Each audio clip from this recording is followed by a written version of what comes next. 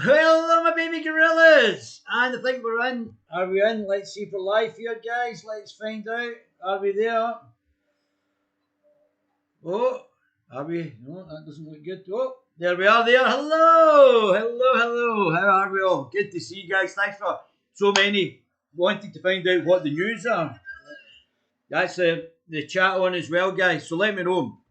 Now, I was going to give you up front, and then I thought I was going to give you at the end, and now I think I was going to give you up front again. So I'm going to give you up front. I've decided I was going to give you at the end and tell you about other things, but now I think I'll give you up front the breaking news. So, the hell's that? So, here we go. So, this is from Mail Online.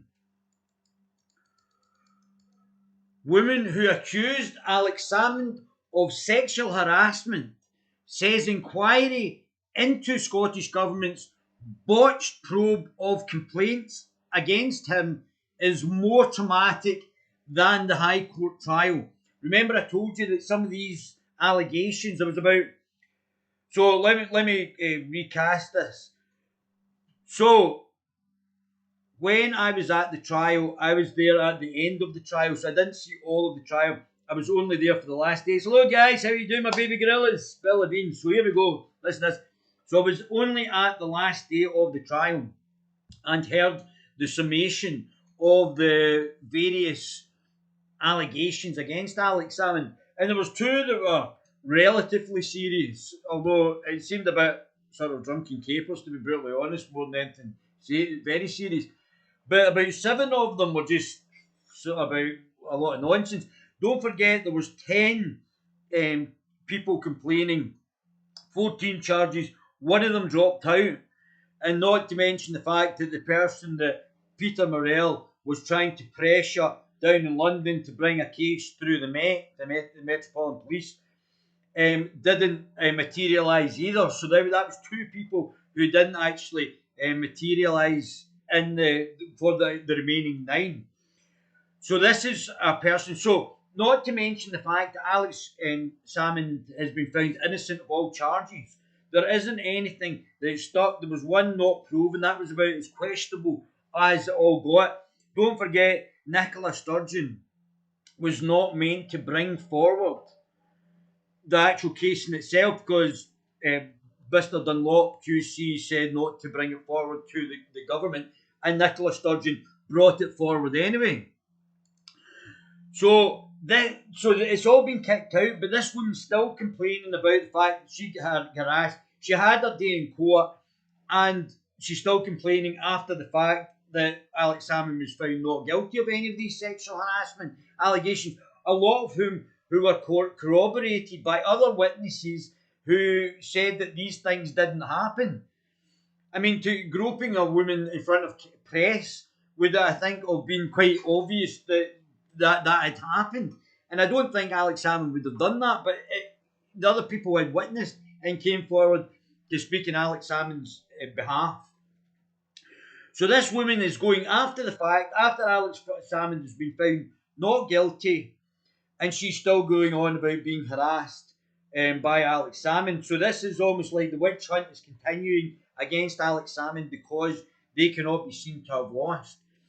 Woman who accused Alex Salmond of sexual harassment says inquiry into Scottish Government botched probe.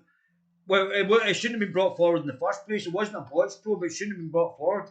And all these people were SNP members or members of Nicola Sturgeon's inner civil service cabal, and these were all connected.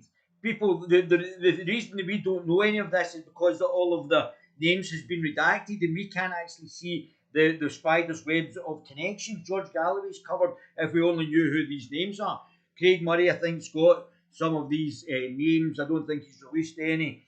And so there's a whole collection of people who we don't know who they were, who are allegedly connected with Nicola Sturgeon, who are the victims in this. So I'm going to read this and then I'll go on to talk about what the big news is. All the complaints against him is more traumatic than the High Court trial. A female complainant said Holyrood investigation is more traumatic than the trial. The trial was almost farcical. I mean, a large proportion of these allegations shouldn't be brought forward. The reason that you don't know what these allegations are because these are not really sort of big sexual things that actually happened. These have been sort of glossed over.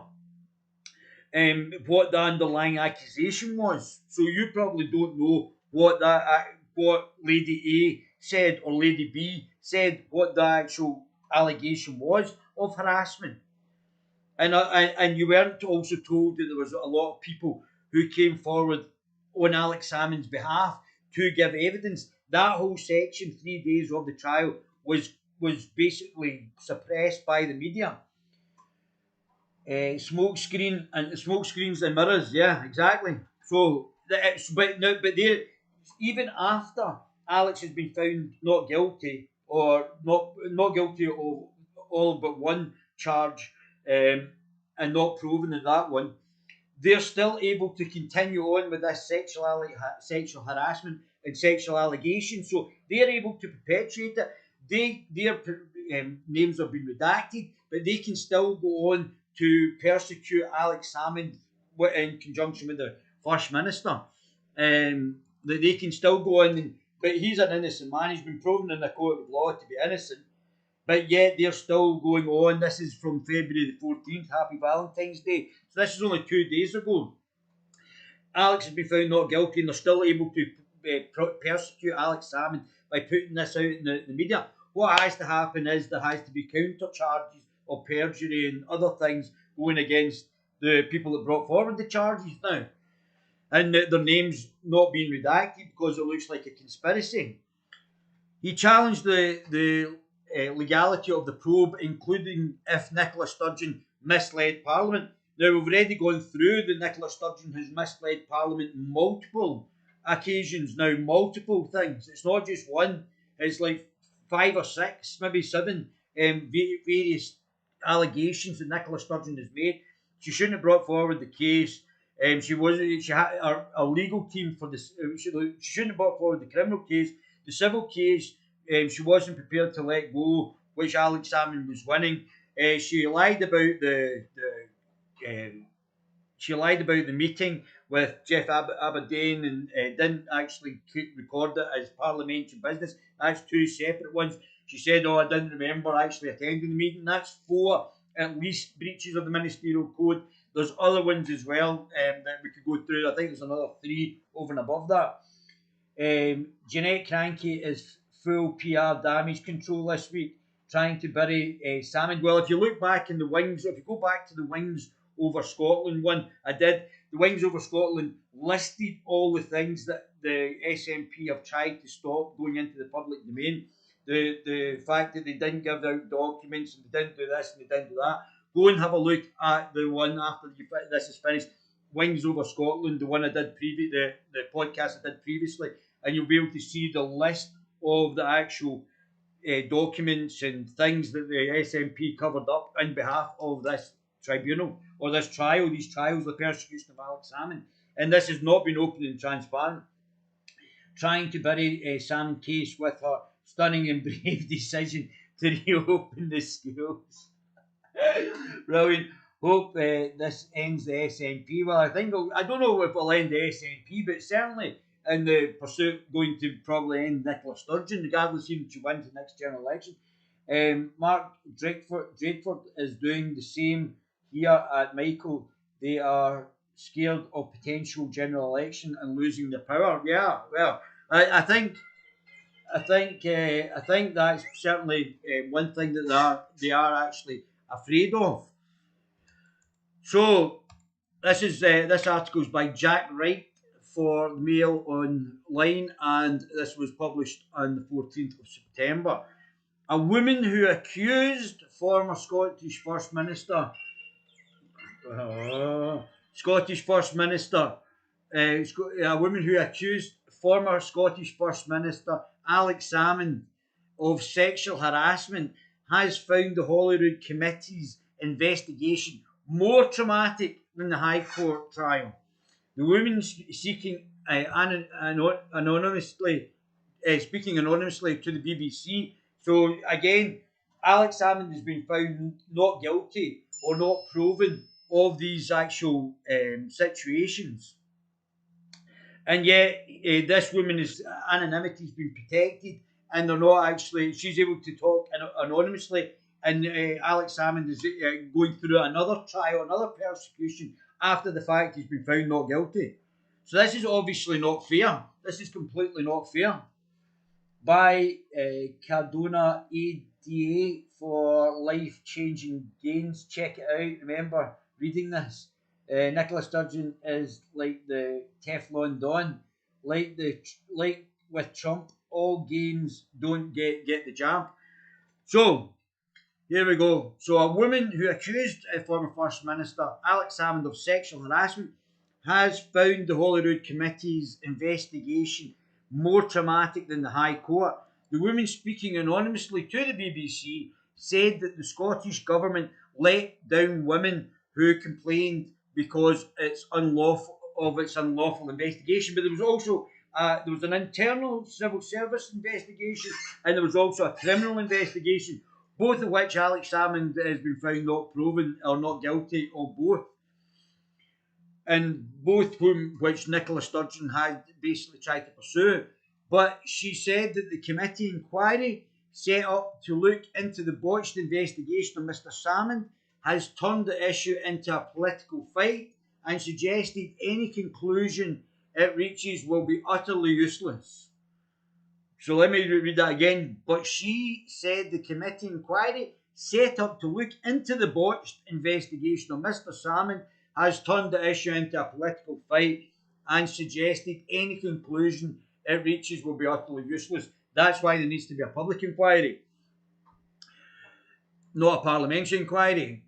What we're saying here, guys, why should the woman be anonymous? As far as I'm concerned, they all lied in court. If he got a not guilty, exactly, it's found it's a food supplement, is it?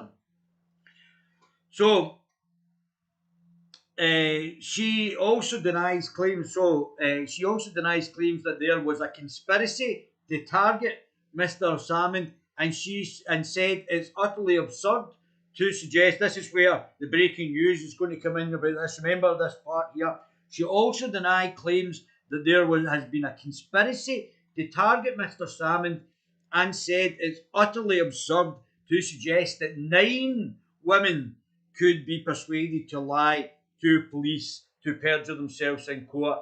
Although we know from the Viet Cong WhatsApp group that they were told to pressurise and make sure that they got these victims in line to actually prosecute Alex Salmond. Perjure themselves in court, but they are still protected, even though Alex Salmond's not been found guilty. They're still protected, and they're not up on perjury charges. So this is where the breaking news is going to come in. The accuser, who cannot be named for legal reasons, was one of the women who gave evidence during Salmond's criminal trial at the High Court in Edinburgh in March 2020. Mr. Salmond was accused of attacking 9. I don't think he attacked 9 women. 9 women while he was First Minister. Also, bear in mind, he had witnesses saying that didn't happen. But a jury found him not guilty on 12 of the sexual assault charges, which some of them weren't sexual assault charges, last year, while another 1 was not proven. 1 woman walked away, dropped the other charge, so there was 10 initially. Good round finger that. The trial ended the friendship of First Minister Nicola Sturgeon and a former ally, declaring angrily outside court that the claims he faced were deliberate fabrication for a political purpose. Remember, I was asking him outside the court, is this a set-up, Mr. Salmond? I don't know, Alex Salmond. I don't know anybody that personally knows him. I don't have any, but I knew because obviously, as I said to you guys, I'm A++. You know that in my politics, guys. A++. I know instinctively politics is instinctive. It's not. I'm not here to cover for Alex Salmond or not to cover, but I can just smell political traps all over the place. Easy. I got it right with the fact that Dopey Joe Biden, the weekend that Bernie's president, had cheated as well. I knew that, and Donald Trump should have won. Third generation blockchain, the future? Yes, it is. The SNP has used sexual assault as a political football. This will not only do damage to Sturgeon, but genuine cases of assault. I'm going to come back to that in a minute, Michael. Nine of her firm. That's interesting, isn't it? But we don't know that for a fact if it's nine of her firm. But certainly, that's certainly the implication. Would be great to see the WhatsApp Viet Cong group chats in the public domain, yes, and a public inquiry. Now they are making statements to the media, should now have the anonymity removed, especially after the fact that they've been Alex Salmond's been found not guilty. The anonymity should be removed, and potential perjury and perverting the course of justice charges. But there should be other charges like conspiring to set somebody up on sexual assault charges, etc. I think there's a stormload of huge trouble heading cranky way. Now they are making statements.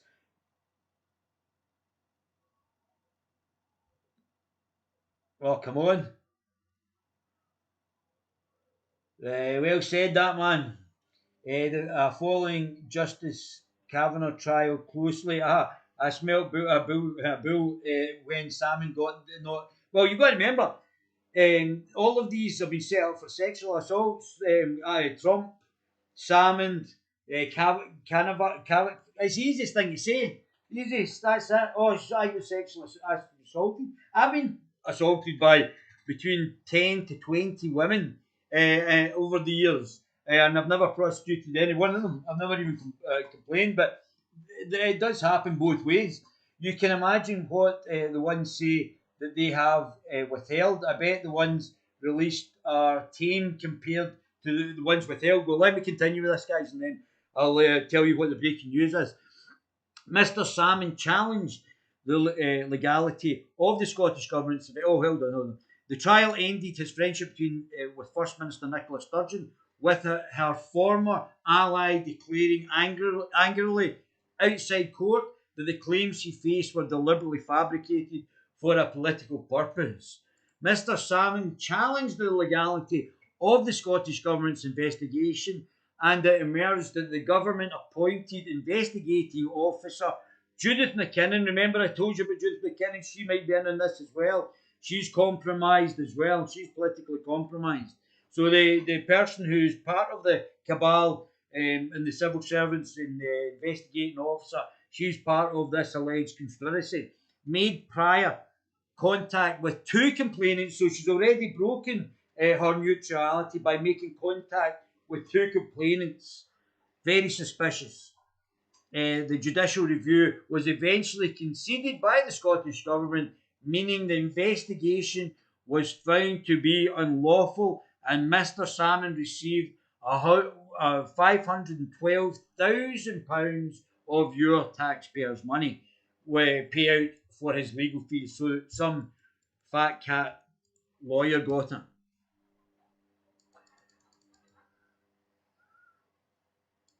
The women speaking anonymously to the BBC, who were also trying to level claims against Alex Salmond. They were neck deep in it, and I think Alex Salmond's going to take out a prosecution against the BBC. Said the government let down women who complained. Well, they can't be let down. They've gone through an internal and an external criminal trial, and they were found to not have a case. So how could they have let them down? Because of its unlawful investigation. Here we go. It's actually, in many ways, more traumatic than the experience of the High Court trial. More traumatic? I think so, because you actually now have what was a glimmer of hope in a committee, thinking that they could be impartial, that they could properly investigate the government, that they could contribute towards ensuring that sexual harassment and bullying in the workplace was no longer an issue. So we still don't know what Alex did to bully or harass. I've seen a lot of these videos. We don't know. They still are not as clear and transparent as mud about what the underlying harassment or whatever bullying was. Child trafficking is rife in Glasgow, and Nazi Nick is known about it for years. Yep. That's right, Maria. 3 arrested today on child grooming in Glasgow today, but the SNP say there's no problem. Are absolute joke. I don't know if you heard about the two black people who adopted, I think an American, adopted a wee white girl and beat her to death. And there's no coverage of that in the news. They were saying about white privilege. This is the disgusting thing from the Marxists. And I'm very pleased that the Scottish team didn't kneel down to the Marxists. That two black people beat to death a white child that was adopted to them who were complaining about white privilege and things like that as well. It's absolutely vile. A child beat them to death. The accusers, who can't be named for legal reasons, was one of the women who gave evidence during Alex Salmond's criminal trial at the High Court in Edinburgh in March 2020. I don't know if she's the one that's been compromised by speaking to Judith McKinnon. She's one of the ones that have been compromised that way. Yes, tragic story, very sad indeed. Yes, it was. They covered it up. Yes, who are these twallies that voted for the sewage pipe of a political party? Yes, tragic story, very sad. And Errol Robinson, tragic. Speaking about the Scottish Government's investigation, which the Court of Session found to be tainted by apparent bias, or we could say it another way, conspired, a conspiracy, the woman told the Sunday show, with her anonymity continuing to be preserved, even though Alex Salmond has been found not guilty, he's an innocent man, why Alex Salmond inquiry and his bitter battle with Nicola Sturgeon is so crucial to the SNP's Indy 2. It takes a lot of courage to report sexual harassment, particularly against a very powerful person. Yeah, you've reported it, and it's gone through criminal trial with a predominantly female jury, and they found Alex Salmond not guilty of any of it apart from one which was not proven. Guerilla man, did you know? Did you hear that the SNP redirected the registration to the SNP website? I mean, that's disgusting. We need to get rid of postal voting. There was another Pakistani guy down in England who is being caught for postal vote rigging. There was a guy who was already convicted in Peterborough postal vote rigging. There was in a picture with Jeremy Corbyn in the count after he had been convicted of postal vote rigging, which is absolutely incredible. They just can't stop cheating. Yeah, that's right. Same thing happened to Donald Trump. They're perverting our democracy. That's what they're doing. I think the fact that the government were willing to investigate these complaints is positive, but clearly they let down those women, and they have a responsibility to fix that for anyone else in the future. Or we have to fix it so that if you make false allegations, you go to jail. This is where the breaking news is going to come in. They just can't stop cheating. There are 2 investigations into Nicola. So why is that woman insinuating it's about Salmond? It's about the illegal tactics employed to take him down. Correct. Then got out and got the same job in the next election. Correct. It's unbelievable. I mean, they're just so blatant about it. Nobody's complaining. You're not doing enough complaining about this. Ask about the complaints procedure that was applied unlawfully but remains in place. The woman said, from what I can see, it hasn't been fixed yet because we didn't get what we wanted. And I think the thing that is really disappointing, particularly through the committee process, is that the fact that committee members have turned this into a political fight because Nicola Sturgeon allegedly orchestrated it. A political fight has effectively allowed the government to get away with not being properly scrutinised by members on its procedures. That's why we need a public inquiry, not a parliamentary inquiry. The government has since asked Laura Dunlop QC to conduct a review of the complaints procedure against current and former ministers. The whole saga has made it much harder for women to be believed. This is where I'm going to come. I'm going to come to this. This is going to blow the whole thing right out of the water. And for women to be able to come forward, the accuser said. So although she could be the actual criminal by making false allegations. I think the committee has strayed so far from its own remit that it has made any findings completely useless. I think they really had an opportunity to ensure that they could investigate the creation of procedures that would make it safe and easy for women to come forward and be believed, and the guy would just be found guilty automatically, basically. So there would be no, I want to make it easier so we can say anything, say absolutely anything. We don't have to be proven right or wrong. I make an allegation, that should be it. No. And they have made it significantly harder, criticising the way the committee has acted. She said it actually, in many ways, more traumatic than the experience of the High Court trial. Women said she hoped the committee could have been impartial and would properly investigate the government in order to help eradicate sexual harassment and bullying in the workplace, or the orchestration of fake sexual harassment complaints and bullying complaints. And this is where we're going to get for the breaking news. Instead, what's happened is that they have taken very personal experiences, that your name's been retracted. We don't know what these personal experiences really are. You've not come forward, they've not been elaborated on, that they have exploited them for their own self-serving political interest. That in and of itself is something that they really, that's really traumatic. She says, we need to find out who these people are, the connection between them and Nicola Sturgeon. Even Pocahontas and other Democrats came out in 2018 against the postal votes and Dominion machines. That's, well, no wonder that they should.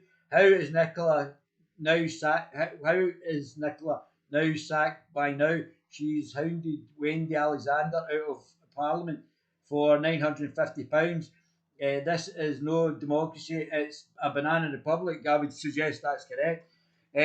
Sturgeon didn't care who she runs over or hurts in her agenda. Well, it's all in your hands anyway, guys. You have the power to vote. When you go to the ballot, you know what to do. Put it in the Reform Party, the second vote in the Reform Party, or the Scottish Libertarian Party. Get them out, vote them out. Why did the interviewer not correct her and tell her that the inquiry has nothing to do with the policy? It's to do with Nicola Sturgeon's Parliament. Well, there's two parliamentary inquiries going on. One's to investigate Nicola Sturgeon, and one's to investigate what what happened in the whole situation there. Later during the programme, the convener of the committee, so the BBC are persecuting Alex Salmond as well. They've got a wee Kirsty Mork, a wee bee in their bonnet there. Later, the programme convener of the committee of the Scottish Government handling of the harassment complaints, Linda Fabiani, offered a personal apology to the women who have criticised the inquiry's behaviour. Yet these women might have been lying. They've certainly not been found proven in a court of law. They've not, the whole internal parliamentary procedure has been awry as well. I am very, very sad to hear that, but I understand that. This is like, if the women have brought forward the complaint, then that's like gospel. It's not, well, is this actually true or not true? This is where I'm going to come to in a minute. Are you ready? Miss Fabiani added, I'm really sorry that the people feel that way, that these women feel that way, absolutely sorry. I can't only apologise for myself. I can only apologise for myself. I can't apologise for anyone else, and that's up to them. I absolutely apologise for the way that things have gone. That makes a complainant feel that we have exploited them, or Alex Salmond's the one who's been exploited. Vote SNP out. Oh gosh, she sacked Wendy Alexander. But probably continues to give Derek Mackay hush money. The Gay Mafia, remember the Gay Mafia? £38 don't vote in my catchment. The SNP usually win with about 10,000 votes, for goodness sake. I thought that you need to keep plugging away. Nobody thought that the Labour Party were going to collapse, and they collapsed. So we'll keep plugging away. I thought Wendy Alexander was a Labour MP at one point. I think there's two. The BBC interview was simply another opportunity to exploit the Me Too agenda bollocks that they are obsessed with. That's correct, Andy. So we've got a declining population, so we've got to now wait for women to be proactive and actually having sex and getting in relationships. Now we've got to wait for them because they're basically in charge of any sexual interaction. So we've got a declining birth rate, so women really have to step up and have more sex, go on dates, get to know people, get in relationships. We are committed to learning, to a learning process, and we will ensure that lessons from these processes are fully recognised. The Scottish Government continues to support staff in discharge duty of care, including in relation to issues surrounding the Parliamentary Committee. A range of support is available for anyone who should need it, and this has been communicated to staff.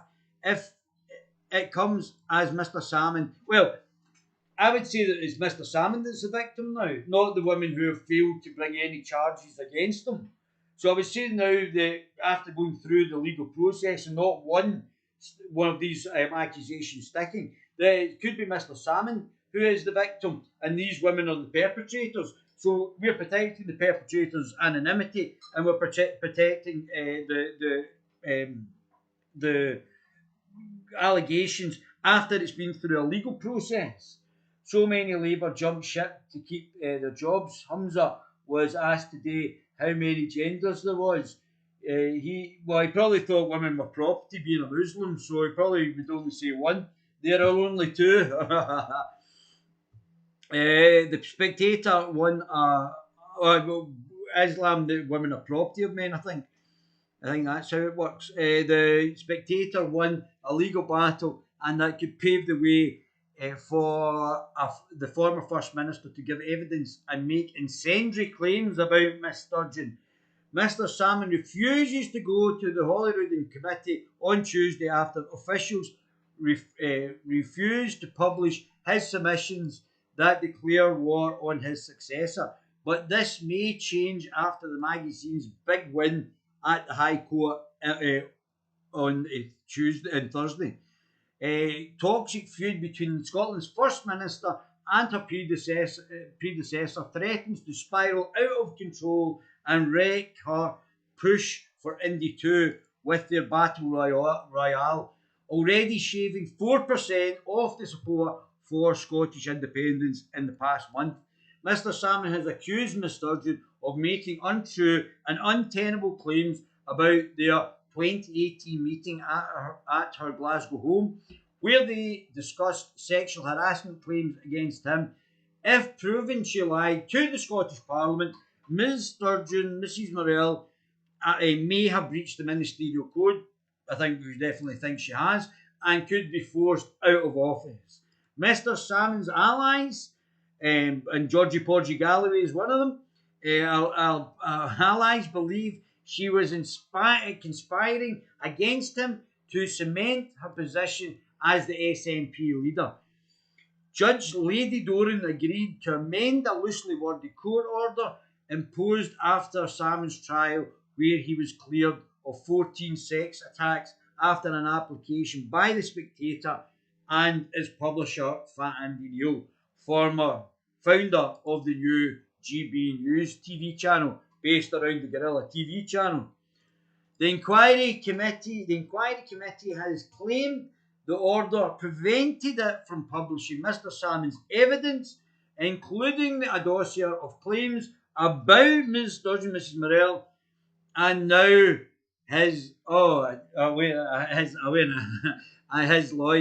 has seized on the magazine win written to MSPs, saying that they hope this will allow the evidence to be published and their client to appear within days. I'm going to hold it there, wait until I get the Twitter up.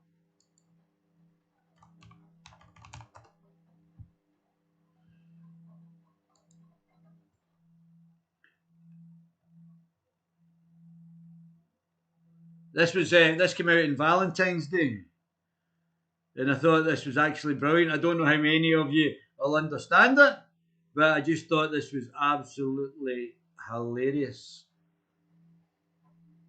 Oh, where is it? Oh, here it is. Here it is. This was absolutely. So this is for Valentine's Day. No. Now, I don't know if any of you know who this lady is. I'm sure there is significance there. Aye, they may be unattractive parties, but they have to vote to get these SNP rats out. Right? No, don't vote for the Lib Dems either. Vote for the Scottish Libertarian Party or the Reform UK Party. They're the two you should go for just now. Forget the Lib Dems, the Lib Lab Con Party. Forget them. They're just as bad as the SNP.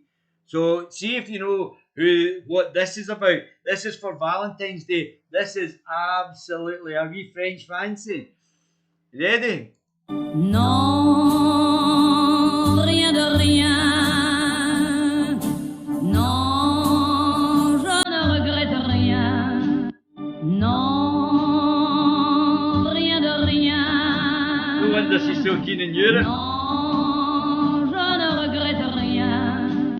Non. So, yeah, let's go back. Here we go. Let's get back into it. I thought that was absolutely, whoever did that, 10 out of 10. Absolutely amazing. Again, lying to the Scottish people. Nobody really cares if somebody's a lesbian. Nobody cares, but to lie again, it's just more lies and deceits, isn't it? Tell us. So, here we go. Mr. Salmond supporters believe he was the victim. He's the victim of a conspiracy orchestrated by Lee Nippy, the alleged lesbian, to force him out, bolstered by the emergence of a message from her husband to another SNP official where he said it was a good time to be pressurising the police over claims down in London for the Metropolitan Police. Hamster useless, make useless.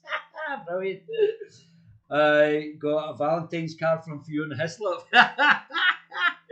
You guys are too funny. Mr. Salmond has offered to appear before the inquiry on any day next week. Any day. Unfortunately, Nicola keeps refusing and saying it's been postponed, but she keeps refusing to appear. And answer the questions under oath if it accepts and publishes a resubmitted version of his evidence. An emergency meeting will be held today for the committee to consider the court ruling and Mr. Salmond's latest offer. The former SNP leader was due to appear before the committee on Tuesday. However, he refused to travel to Holyrood after officials said that they would not publish his submissions. And don't forget, they're not publishing Jeff Aberdeen's corroboration of Alex Salmond saying that he met Nicola Sturgeon, Mrs. Burrell, on the 29th of March in Parliament to talk about parliamentary business, which was not recorded as such, and that's where Nicola Sturgeon has been allegedly lying to Parliament. Or sing fan don't say when you see her. Consul General, I got a Valentine's card. At least someone has get the dentist appointment. Right, so here we go. The inquiry is examining the Scottish Government's botched handling of harassment complaints that were made against Mr. Salmond by two women. Or let's reconstruct that sentence, say the government didn't manage to orchestrate properly the smearing and vilification of Alex Salmond by two women who were connected to Nicola Sturgeon, all allegedly.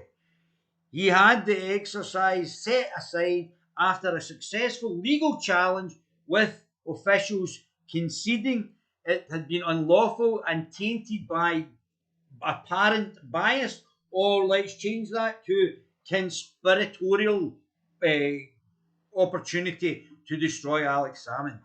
Mr. Salmond was awarded £512,000 of taxpayers' cash in legal fees after it emerged that the investigating officer had prior contact with the two complainants and compromised the full investigation, because allegedly Judith McKinnon was one of the conspirators. Allegedly. He and Miss Sturgeon are now the only two witnesses yet to appear before the inquiry, and Mr. Salmond has been locked in a bitter row over appearing. Earlier this week, an inquiry spokesman, why would you not be releasing these in such an important case? Why would you not be releasing these statements from Jeff Aberdeen and Alex Salmond? Why would you not be releasing it? You would have to have a really good explanation. He has set conditions it could never meet because of the court orders in relation to his criminal trial, in which he was cleared of 13 charges, including attempted rape. All thrown out. But yet they're still the victims. Still the victims. Even though they've been found not guilty, still the victims and still protected and still able to continue to smear. That's not fair. That has to change. That's not fair. And we have to start putting them up for perjury and perverting the course of justice. And see if it breaks. Is the Salmond surge over? Support for Scotland. Sturge over. So let's go. The Alex Salmond inquiry could fatally damage Nicola Sturgeon's leadership and dash hopes of a second independence referendum. I don't think there is going to be a second referendum, because if Boris says no, what else are they going to do? What can they do? Unless you declare unilateral declaration of independence because they won the majority of seats, they've got no chance in actually doing that. I love George hat. I want one. Georgie Porgy. We all love Georgie Porgy's hat, Bernadette. 13 charges. I know, for goodness sake, 13 charges, not one stuck. If they do that, what would they do to Mr. Salmond? Just imagine what they would do to us. Oh, very much so. I mean, I think the thing about this is it's in the public now. We all know that this is what they do. So if they're doing it to former first leaders, can you imagine what they're doing and how it's all conspiring against you as a nobody, as one of the little guys like myself. Wow. The committee said it would now move on without hearing from him. But the Spectator magazine went to the High Court yesterday asking for the order to be amended to give comfort and clarity about what can and cannot be published in relation to the inquiry. I would suggest that anonymity then goes after you fail to bring forward a prosecution. If you fail to bring forward that prosecution, your anonymity should go. Because there might be conspiratorial things that are obviously going on here. She's bonkers. What else you got? She's bonkers. I'll probably see you in the gulag. I'll see you in the gulag. Just want till Hamza Sharia comes on to play. Yes, that's right. Hamza useless. But I mean, the SNP brought forward this idiot as well. We'll get another idiot in the Labour Party as well. The Islamofascists, two Islamofascists, bringing forward up to 7 years in jail for speaking. Absolutely disgusting. We'll overturn all that. That'll be overturned when we come to power. An amendment suggested by, but it's also got the backing of other MSPs from other parties, so they obviously think it's acceptable to put you in jail for speaking at your dinner table. We can't even criticise them for the gay mafia. Yeah, I mean, the Islam wants to kill homosexuals, and yet they've got Hamza Useless, who is an Islamist. He's an Islamofascist. who follows an ideology that wants to kill homosexuals, yet they got the gay mafia have got him as their justice secretary. I mean, you can write it honestly, allegedly. The gay mafia. Amendments suggest which he would throw them all off the minarets. I mean, I don't know how stupid these globalists actually are. As needs to make a statement that not suicidal and all in good health. As needs to make a statement, yes. Alex Salmond needs to make a statement in good health, yeah. I wouldn't put anything past this guy. Yeah, Dr. Kelly, that's right. The reason for the change will be published next week. The Spectator's lawyer said that this could be more important than the change itself. Ronald Clancy QC, who is acting for the magazine, urged the order is having a significant influence on how the committee is operating. Tory spokesman on the inquiry, Murdo Fraser, said, "We have been saying from the outset that our committee will not be able to do its job properly unless we are able to ask Mr. Salmond questions in person. While we await the full details of the revised order and what implications it will have, I am satisfied that we have now grounds to compel Mr. Salmond to attend." Fellow committee member Jackie Bailey, Scottish Labour interim leader, said in that Anis Sarwar, he's another Islamo-fascist, this decision presents the committee with the opportunity to publish the evidence and question Mr. Salmond. We must seize the opportunity with both hands. The Scottish Parliament spokesman said the committee has agreed to meet to discuss the potential impact on the inquiry once Lady Doran's judgment has been properly considered by the parliamentary legal advisers and those of the former First Minister. The committee notes Mr. Salmond's wish that he attend to give evidence. Oh, fantastic. Very exciting, isn't it?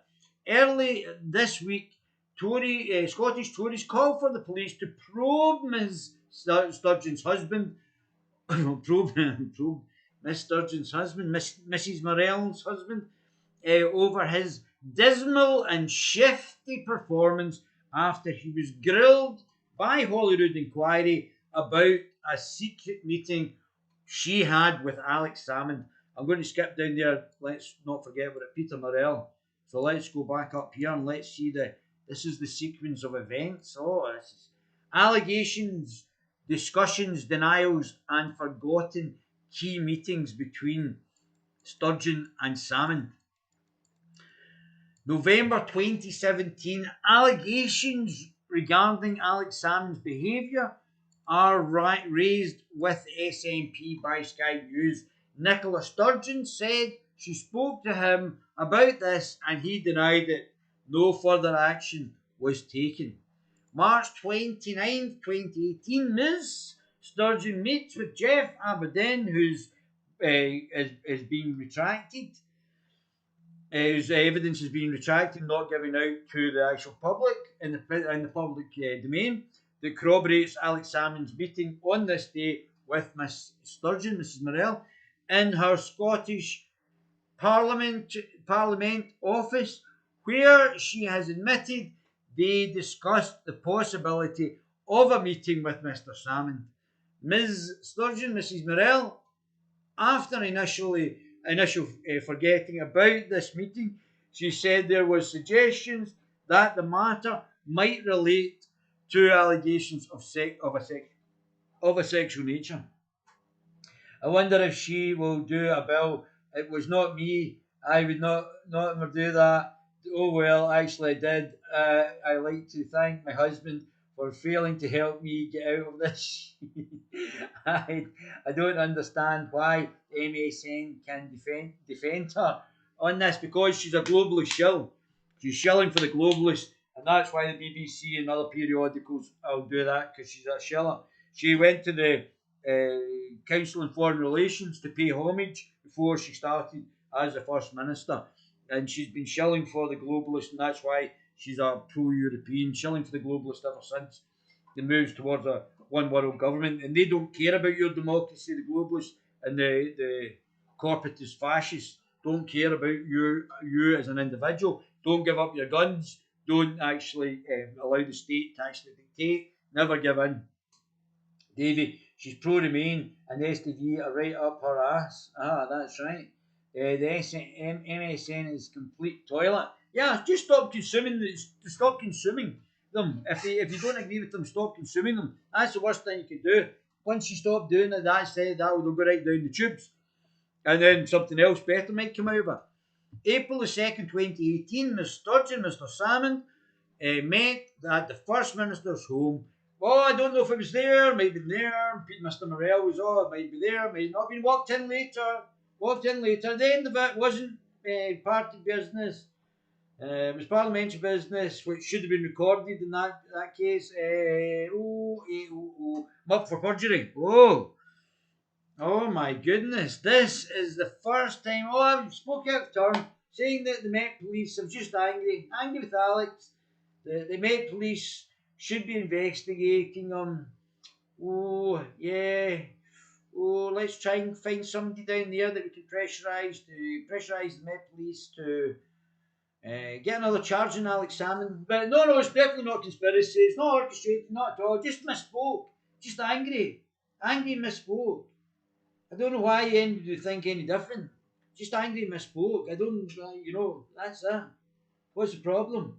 Fitting up former First Ministers with fake sexual allegations from people who you couldn't even tell at the parliamentary inquiry who the person was that was allegedly in London making the allegation that he was pressurising the Met Police to do. Scum media. I don't even watch TV. I haven't for about 8 years, quite right. Just watch the Guerilla TV channel, boys and girls. That's it. That's all you need to do. Now you get more entertainment here. According to Ms. Sturgeon, Mrs. Morell, this is the first time she'd heard of this complaint. I hadn't heard anything about this. Didn't know anything about it. Husband wasn't there. Nobody lied. I can't wait to give evidence at the inquiry. Nothing to see here. No, we've not been blocking everything, all documents and under freedom of information, under Section 18. We haven't been doing any of that. Nothing to see. Open and transparent. It's not in the public interest, but we're openly and transparently saying it's not in public interest. Despite this, she has insisted that the matters discussed were party business. Although Mr. Morell was not there, who is the leader of the party, the MSP as the chairman for the party, he was not there because it was his job to do it because it was party business, not government business.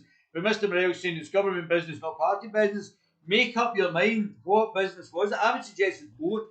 I would suggest it's both party and government business. Davy, give us a song. Davy, give us a song. Until you get to the supermarket and the tannoy, the propaganda drive along the motorway, more fear porn. I know that's what it's like, isn't it? Everything, the world's coming to an end. 12 years, global emergency. We've got an absolute idiot AOC in the thing. Oh my goodness, she just lies. That's what AOC is the perfect example why we don't believe all women. She would give Pinocchio a run for her money. Pinocchio and her would be actually trying to find out who could poke each other's eye first from about 20 feet away. And I don't think Mrs. Sturgeon's any better with her. I'm in a loving relationship with my husband. April 23rd, 2018, Ms. Sturgeon and Mr. Salmond hold a substantive phone discussion. I hear you're setting me up with a whole bunch of sexual assault allegations. Yes, I know. You're going to go down, Alex. I'll see you. I'll come and visit you in jail. Listen, we know it's all people are connected to you. Don't worry, we're controlling everything. The police, the judiciary, you're done, Alex. But you didn't anticipate women on the jury saying I didn't do it. Oh shit. Her name is Smollett. Yeah, AOC, occasional cortex Smollett, isn't she? Oh my goodness, what a porcupine. Ms. Sturgeon and Mr. Salmond hold substantive phone discussions during this call. Ms. Sturgeon claims that Mr. Salmond asked whether she would speak to Leslie Evans, another conspiratorial name. Remember, I was shouting them all out outside the Scottish office about mediation with the complainants. I touched your knee. I'm really sorry. Sorry for touching your knee. Didn't think that was sexual assault at all. Touching somebody's knee. Oh, I'm really sorry. Must have been really traumatic for you. I would hate to get my knee touched, especially if it was an intersexual feminist lesbian, allegedly. Marxist lesbian. A special advisor was in the room at that time. Probably part of the conspiracy.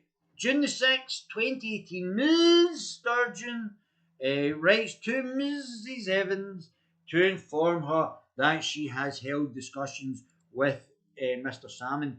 June the 7th, 2018, Ms. Sturgeon agrees Mr. Salmond this time is in Aberdeen ahead of the SNP conference. Ms. Sturgeon meets Mr. Salmond at her home near Glasgow. July 18th, 2018, Ms. Sturgeon, Mr. Salmond speaks again on the phone.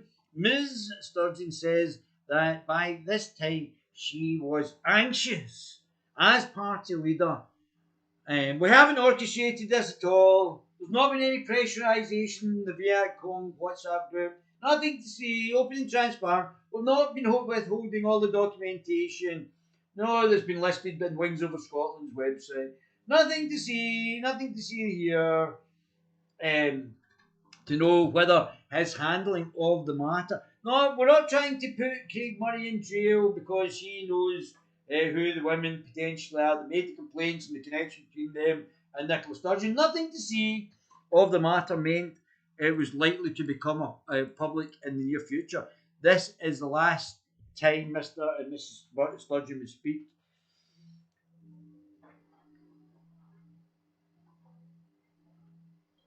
AOC is a gutter politician, absolute buffoon that she is.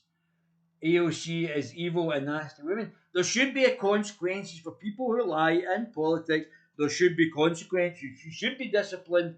She should be kicked out of the parliament. I mean, she is just continually lying. And it's obvious that she's a liar. I mean, it's obvious. I mean, I could not vote for somebody who just lies all the time like that. Couldn't vote for them. Morally, I would find it objectionable to vote for somebody who is so obviously a liar. So obviously a liar. Which they discussed the affair, including Mr. Salmond's decision to meet a judicial review over the government's probe into the complaints. January 2019, Mr. Salmond wins sexual harassment inquiry case against the Scottish Government and is also awarded £500,000 in legal fees of your money because Nicola Sturgeon brought forward this case and made a disaster of it. March 23rd, 2020, Alex Salmond is cleared of all sexual assault charges and his supporters demand a full public inquiry, not parliamentary inquiry, public inquiry into the Scottish Government's handling of the scandal, where the rest of the Parliament are actually picking the judge, the international judge, not the government who are being investigated picking it. Handling of the scandal. January 24, 2021, speaking on the Andrew Marr show, Ms. Sturgeon denies misleading. Boy, I didn't mislead anything. Nothing to see here. Open and transparent. After forgetting to tell MSPs about her meeting with Mr. Salmond's aide on the March the 29th, 2018. Lies. February the 8th, 2021. Peter Morrell, the chief executive and first leader's husband, is accused of dismal and shifty performance as he gave evidence to the inquiry on Zoom looking for the magpies, 2 French magpies, or 1 French and 1 Scottish magpie. Don't say anything about the not governmental business, it's party business. Are you looking at something, Mr. Morrell? No, nothing to see here. Open and transparent. And Crazy Nancy, she's absolutely bonkers, that one, Nancy. Fancy Nancy. Yes, Davy. She's another. She's off from that. Fancy Nancy, isn't she? I think she comes across like she's pissed all the time. Morning, Sunday morning. What the hell are you talking about?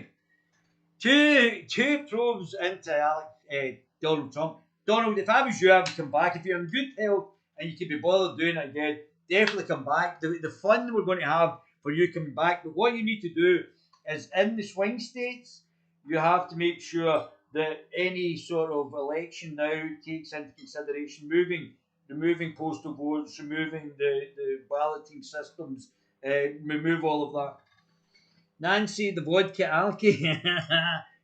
Morning, Sunday morning. What are you talking about? Get out. Mooted day for Ms. Sturgeon to appear in court. Let's go back. Oh, is there any more? Let's go. Very interesting, this. Here we go.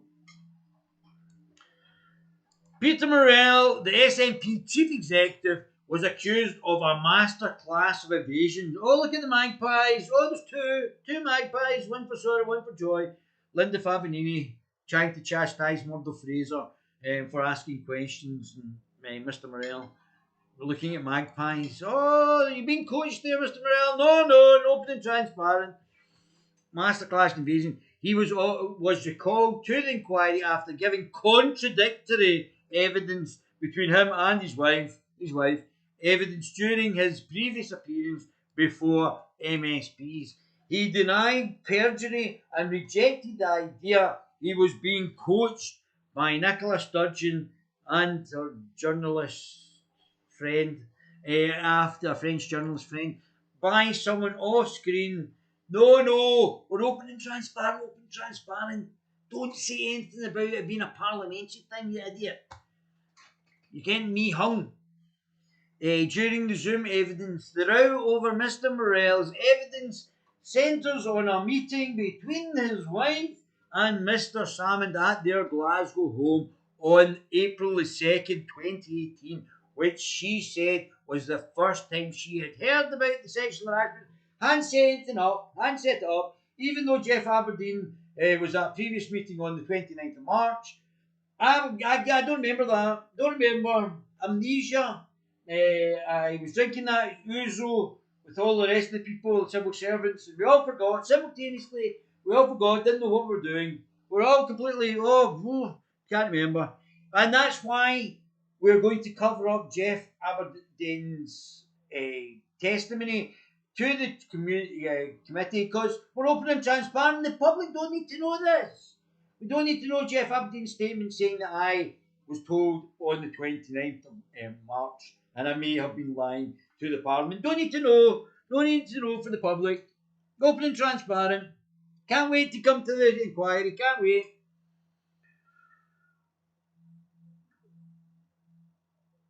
She's off or not. They all look up to AOC and Omar. She's just come over from Somalia and turned Minnesota into Somalia, isn't it? I have to say I'm very impressed. It just shows you can take the girl out of Somalia, but you can't take Somalia out of the girl.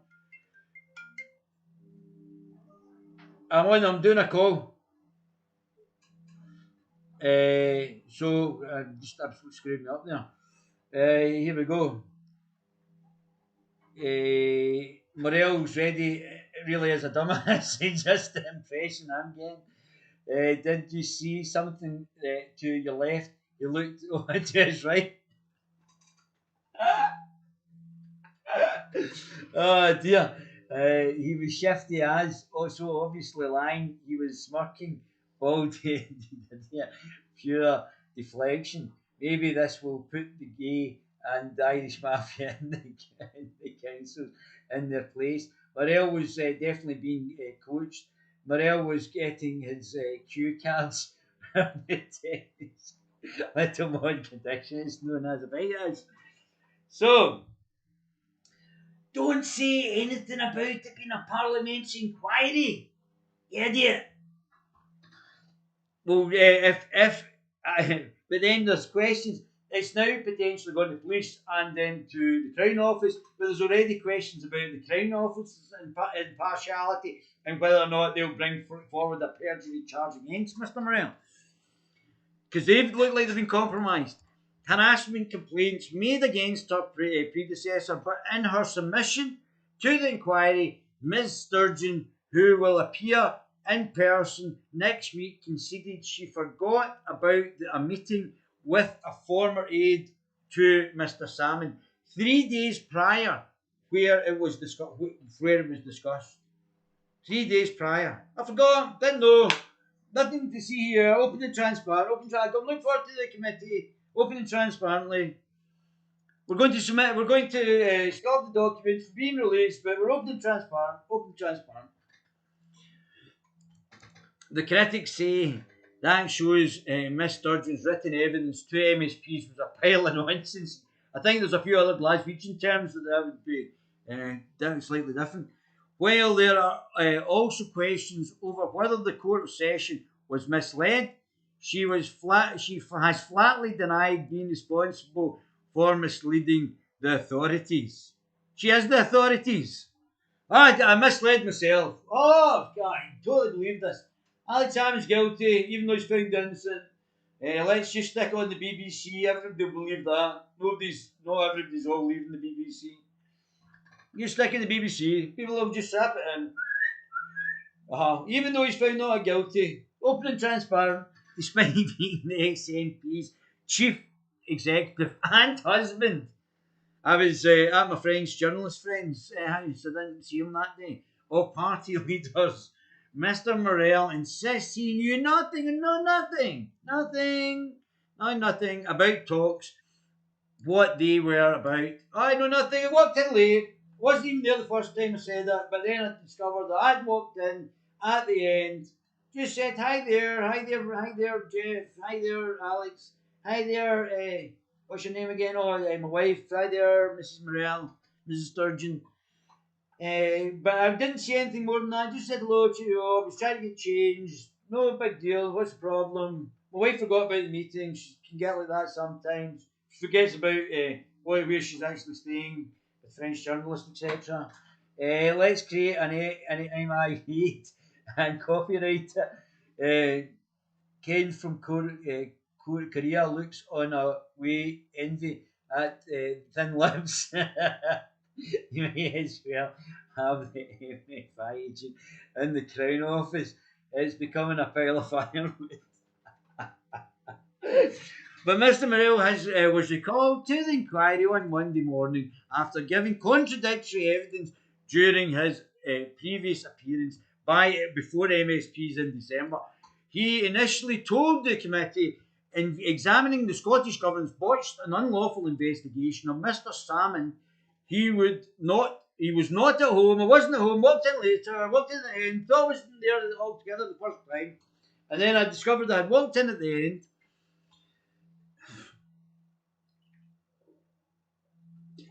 When the former First Minister told Mrs.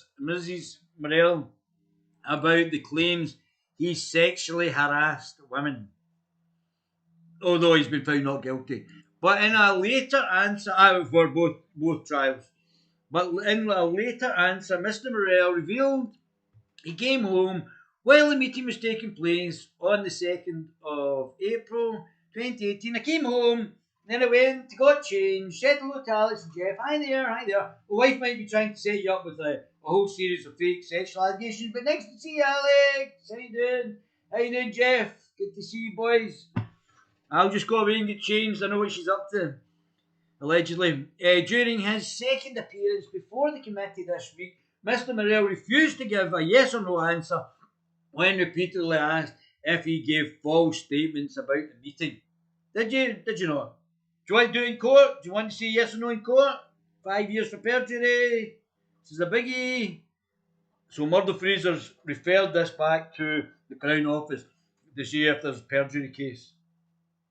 Refused to give a yes or no answer when repeatedly asked if he gave a false statement about the meeting. In response, committee member Murdo Fraser, who warned that lying under oath can result in a jail term of up to 5 years. Obviously, Murdo's a lawyer, nice guy. Mr. Morell denied he had committed perjury. Mr. Fraser said after the hour-long hearing, Mr. Morell has given false evidence to the Parliament under oath. Nothing to see here. We're all being open and transparent. I'm looking forward to getting in front of the committee myself. It's all open and transparent. Although two court cases have now been completely lost by my government. And but we're open and transparent. We've not been blocking documents under freedom of information in line with the public interest, and not been in the public interest to give any of these documents about this. We've not been trying to block that at all. We've not blocked the fact that the Parliament was denied access to the denial or the Mr. Dunlop's advice to not go ahead with these prosecutions. We've not been blocking that either. Twice, and the third time you had to force it through a parliamentary bill that had never been used before. Nothing to see, nothing, open and transparent. Look forward to the committee, having a chat, coming forward to that. It'll be great fun, thank you. Mr. Morell has given false evidence to the Parliament under oath. He gives the impression that he can say whatever he wants with impunity, but in Scotland such actions must surely have consequences. I intend to write to the Crown Office, Lord Advocate Wolfe, who is also potentially compromised, to ask them to investigate the matter. The First Minister lied to Parliament, and her husband shares the same casual disregard about telling the truth. We have to drag him back to give evidence because of his previous contradictions around key aspects of his and his wife's actions in relation to the former First Minister, Alex Salmond. Today's evidence session was no better. Magpies, where's the magpies? No better. Mr. Morell seems incapable of giving a straight answer. Yes or no, Mr. Morell? Yes or no? What is it? His dismal and shifty performance was a masterclass in evasion. Morell just snuck upstairs to try on his wife's high heels. That would surprise me of Mr. Morell. That is 7 Brigade monitoring for the chart. Laugh aloud, but mentioned MI5.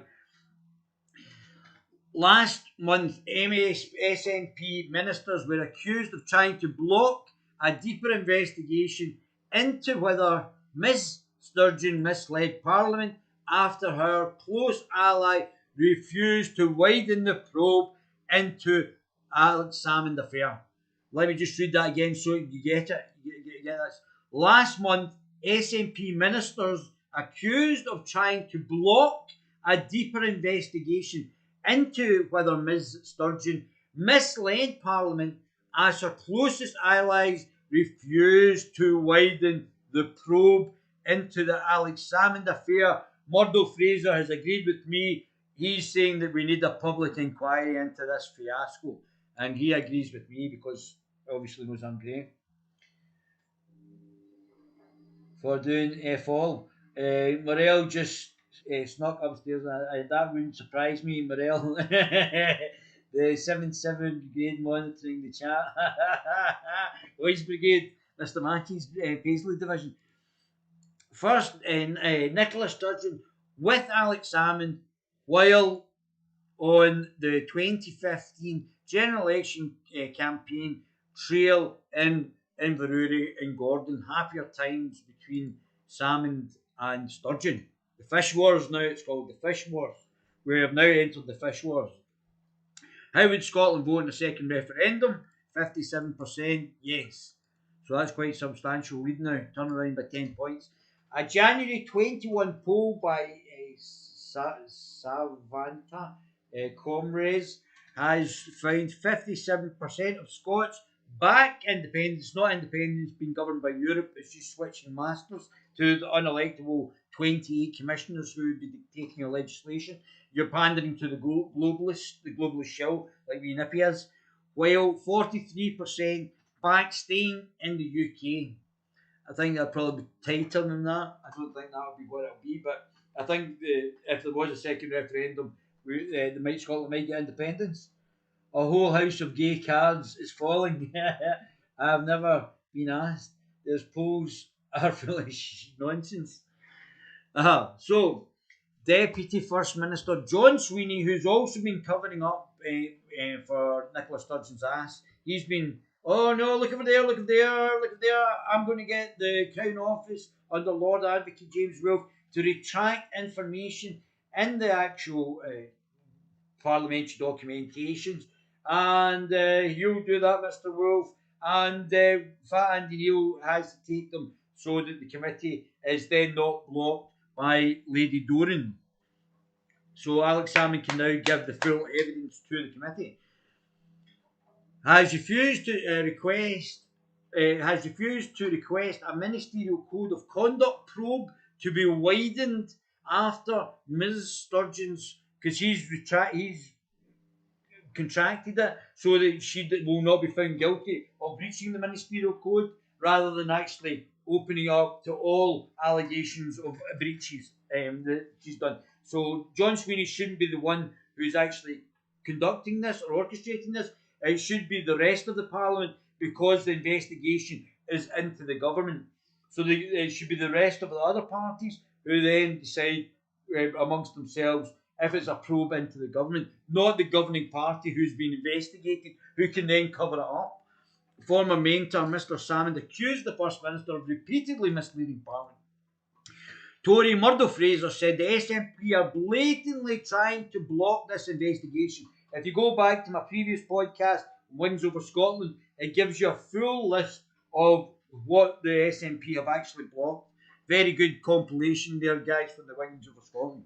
Labour Jackie Baillie said the political culture in the SNP government is a nauseating cocktail of arrogance, secrecy and incompetence.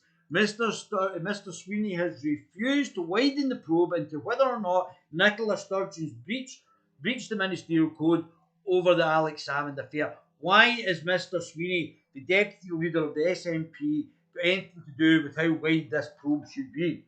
He should not be actually conducting whether or not how this probe is to get Nicola Sturgeon off that. Load of polls show to be just ignorant. Yeah, that's right, buddy. Derek, that's right. I laughed at them. Yeah, the polls are just as easily manipulated as now our democracy through the use of postal ballots. So, and we already know people have been convicted for it, so we know it's not a conspiracy theory. Our democracy is being corrupted. The absolute love polls. Can he get enough of the poll? It's hilarious, that's right. So where are we? Sweeney, widen the probe, breach into Minister Code. The Deputy First Minister has refused to bow to pressure for a wider look at what Mrs. Sturgeon, Mrs. Morell, knew about the allegations against her mentor. The First Minister is already being investigated for possible breaches of the Code of Conduct by failing to disclose the meeting with Mr. Salmond. The meetings include discussions that Mr. Salmond was facing complaints of sexual harassment against him.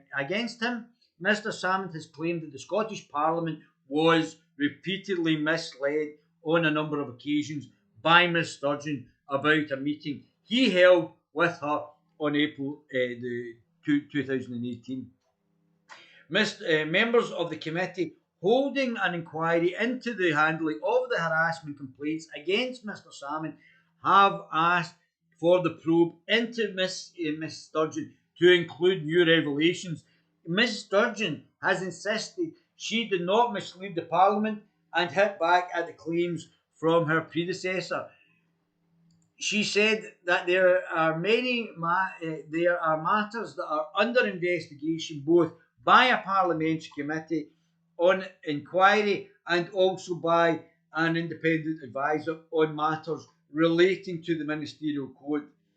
I will set out my recollections of the events and my account of the events to both those query and people will draw their own conclusions. Well, I think we've already drawn our conclusions. Let's be honest, guys. The information is already there. I think Nicola Sturgeon should have the chance to clarify, but we already know. I think the information that she's already said. She can't remember. Can't remember if he was there. Can't remember if Jeff Aberdeen was there. But we want to close down Jeff Aberdeen's collaboration or backing up Alex Salmond's point that you knew on the 29th of March 2018 and you then lied to Parliament. So, and you're now not allowing his statement now. So, I will, out on recollection of events and my account of events to both inquiries, people will draw their own conclusion. She added, I do not consider I misled Parliament, but of course, that is for others to judge. The others being the person I think that John Sweeney is set up to actually hold her to account. So the whole thing has been designed to fail right from the start. That's why we need a public inquiry where the SNP are not investigating themselves. Nick shall resign for getting caught with the detectors in, let alone lying to the country. This is where this is my big news. This is where I'm coming. I'm not giving you the breaking news now. Just about finished this, and then I'm going to give you the breaking news. A Scottish Government spokesman said that the Deputy First Minister already confirmed to Parliament in November, in response to a parliamentary question, that James Hamilton inquiry could look at any aspect of the potential breach of the ministerial code. We will not judge that process. So, like a government spokesman, so I think they're saying that to us, but they're not going to do it in practice. And I think that's where they're doing a bit of sleight of hand. Oh, we're open and transparent, but it's not in the public interest to know. The Deputy First Minister already confirmed to Parliament in November, in response to a parliamentary question, although under the Freedom of Information have not been given out the information, that the James Hamilton inquiry could look at any aspect of the potential breach of the ministerial code. We will not prejudge the process. Let's see some of these. He was found innocent. So there's somebody else, yeah. If I ever won the big Euro lottery, there would be a few NMSPs facing a judicial review, which I think there should be a judicial review anyway. People are traumatised these days, given the high-profile nature of the accused. This case could be elected for to be heard in camera. Yeah, I definitely think so. They're trying to tell us that you shouldn't know any of this, and I disagree with that. My goodness, she's a beautiful policewoman. 24 faces a sack for breaking lockdown rules by allegedly going in boozy party. She's coming at a boozy party round the mine. It's vote for buying. She's trying to get the middle class NHS plebs to vote for her. Yeah. So here we go. And there's the lovely Sheikha. I've done a message on the Sheikha Moza. I'm not going to go touching that just now, but she's been held hostage for 2 years by her father. It's very sad for her. And she's a lovely lady, Sheikha Latifa, from Dubai. I might go into that later. I've obviously done things in Sheikha Latifa before. So this is where I'm going. So are you ready? So this is... I'm going to let you listen to this first, and then I'm going to tell you what's actually happening, what the breaking news is. So here's the thing. The breaking news is that the 9 potential victims have refused to take an independent polygraph test that are out with the SNP's control, and that they have refused to actually do a polygraph test on the allegations that they brought forward in the trial of an Alex Salmond investigation. They have absolutely flatly refused. The SNP are being accused. You know how they actually paid to get the civil servants to doctor their answers when they were coming forward to the committee? They paid £55,000. They paid legal fees to make sure certain questions weren't asked as well.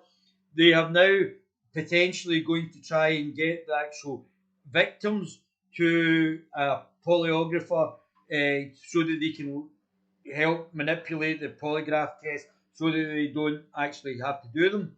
So the 9 victims have refused to actually answer questions on the polygraph about whether or not this was conspiratorial, and they have absolutely flatly refused. They do work. Well, we've just seen it there. They do work. The guy from the FBI said it's a 93% chance of actually being successful. So they do work.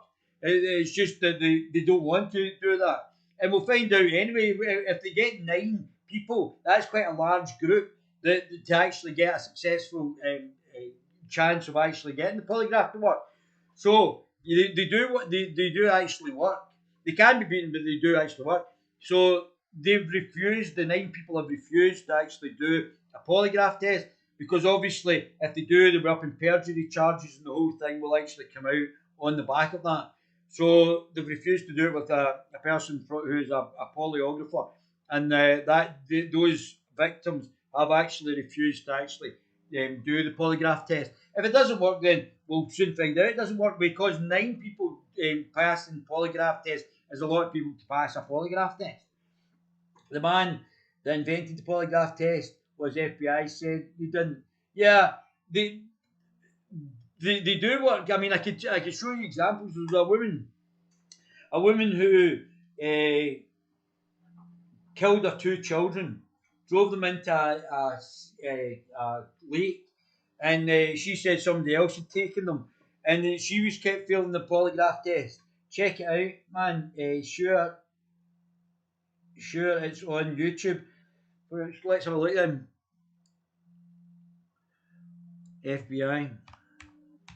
FBI doesn't work. FBI inventor.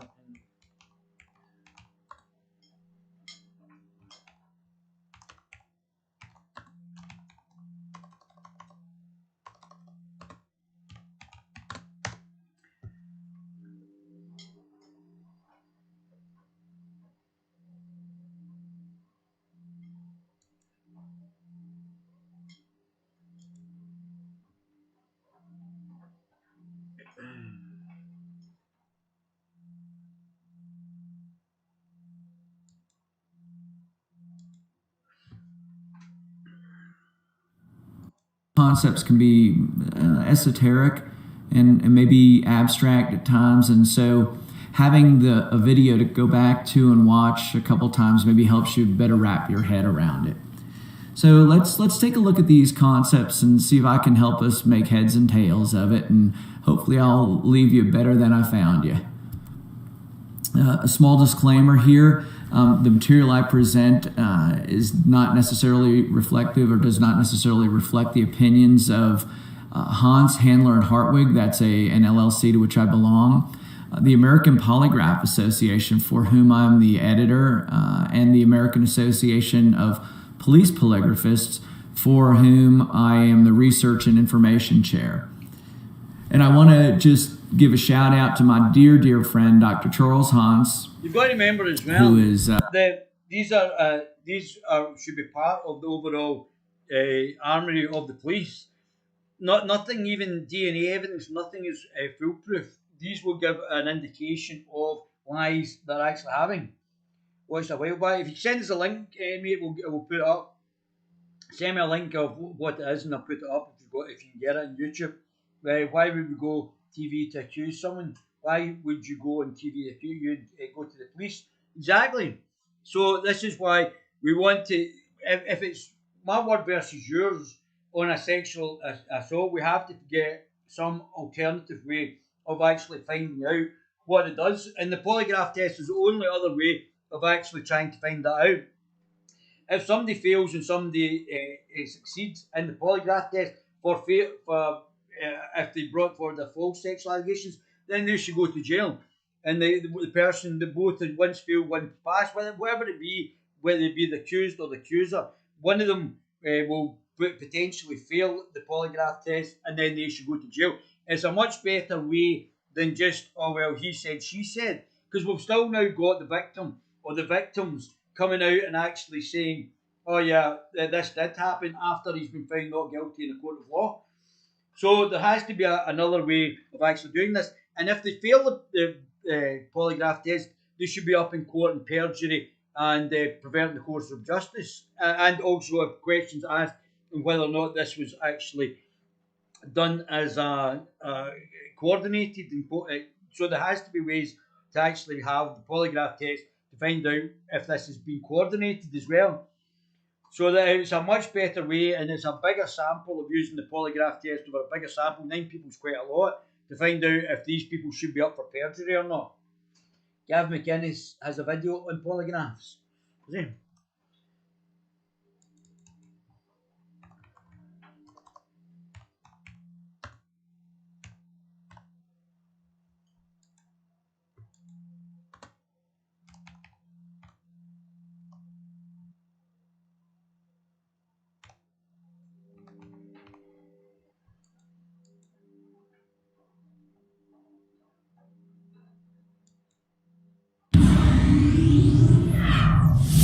You went to jail for telling people how to beat a lie detector.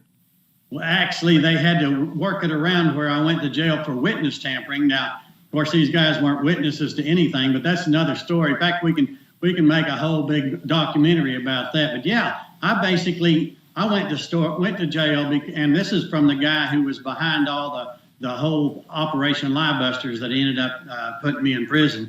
And he's quoted as saying, "We're going after Doug Williams because he has protested the loudest and the longest against the polygraph." So, you know, even in the United States now, it seems to be a felony crime if you protest the actions of an out-of-control rogue agency. I mean, it's one thing if you were training terrorists and teaching them how to assassinate people or something. You went 2.5 years in prison for telling the truth, for saying something that is factually verifiably true. And I didn't really teach them how to beat the polygraph test, nor did I tell them how to lie.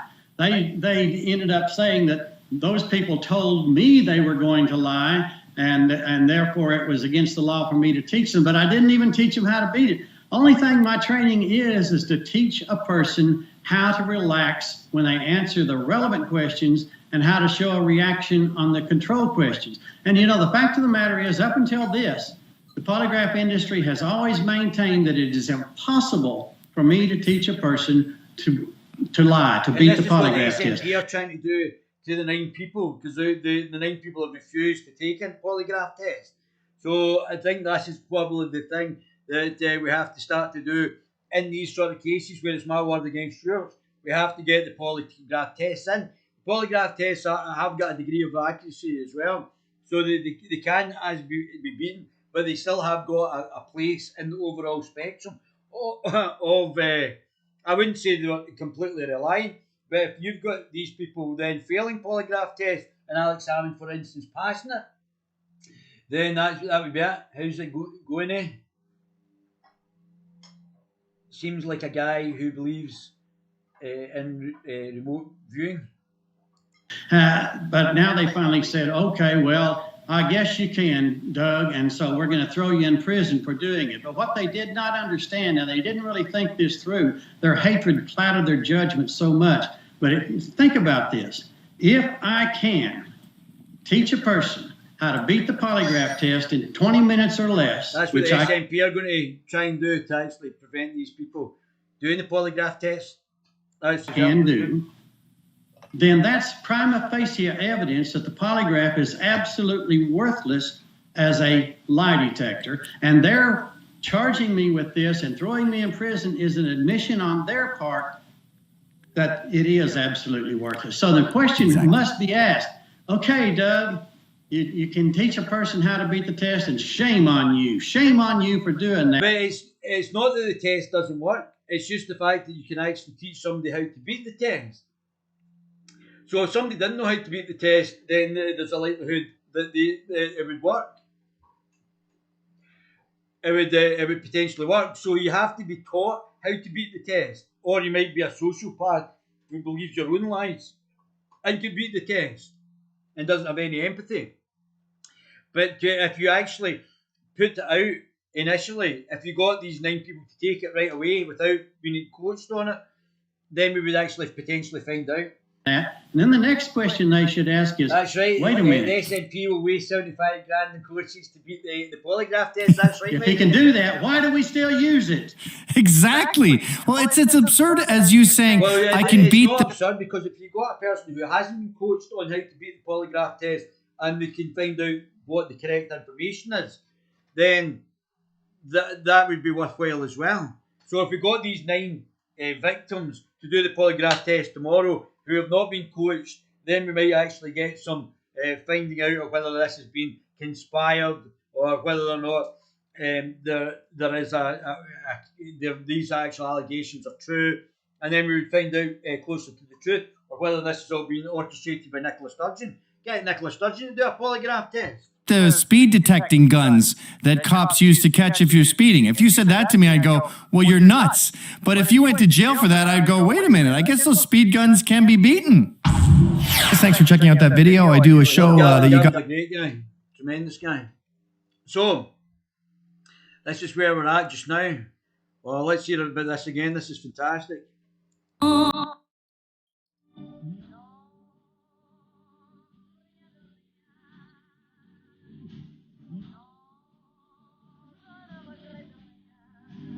Non, rien de rien. Non, je ne regrette rien. Non. Right, so let's go back here. What else we got? Sturgeon running scared. The SNP leader shamed on record after blocking reporter on Twitter. So we're now getting blocking reporters now in the open and transparent Scotland that we're living in. Guido Fawkes reporter Christian Callig was shocked when his Twitter account was blocked by Scotland's First Minister. Mr. Calgi tweeted, "No way, the First Minister of Scotland has genuinely blocked me on Twitter."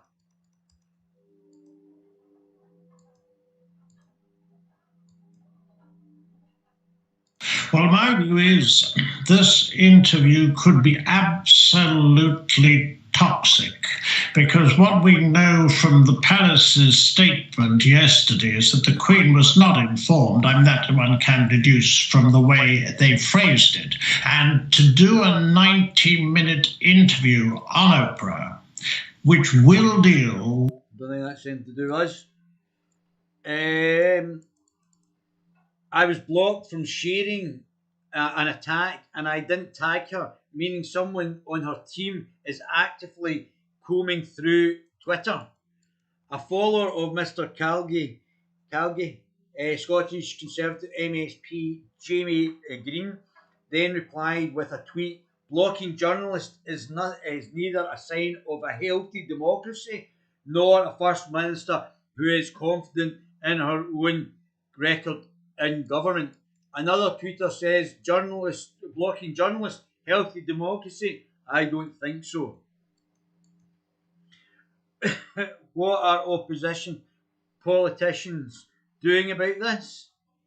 However, one follower of Mr. Calgi said, "Oh right, journalists in Downing Street walking out after Johnson aide tries to exclude some reporter.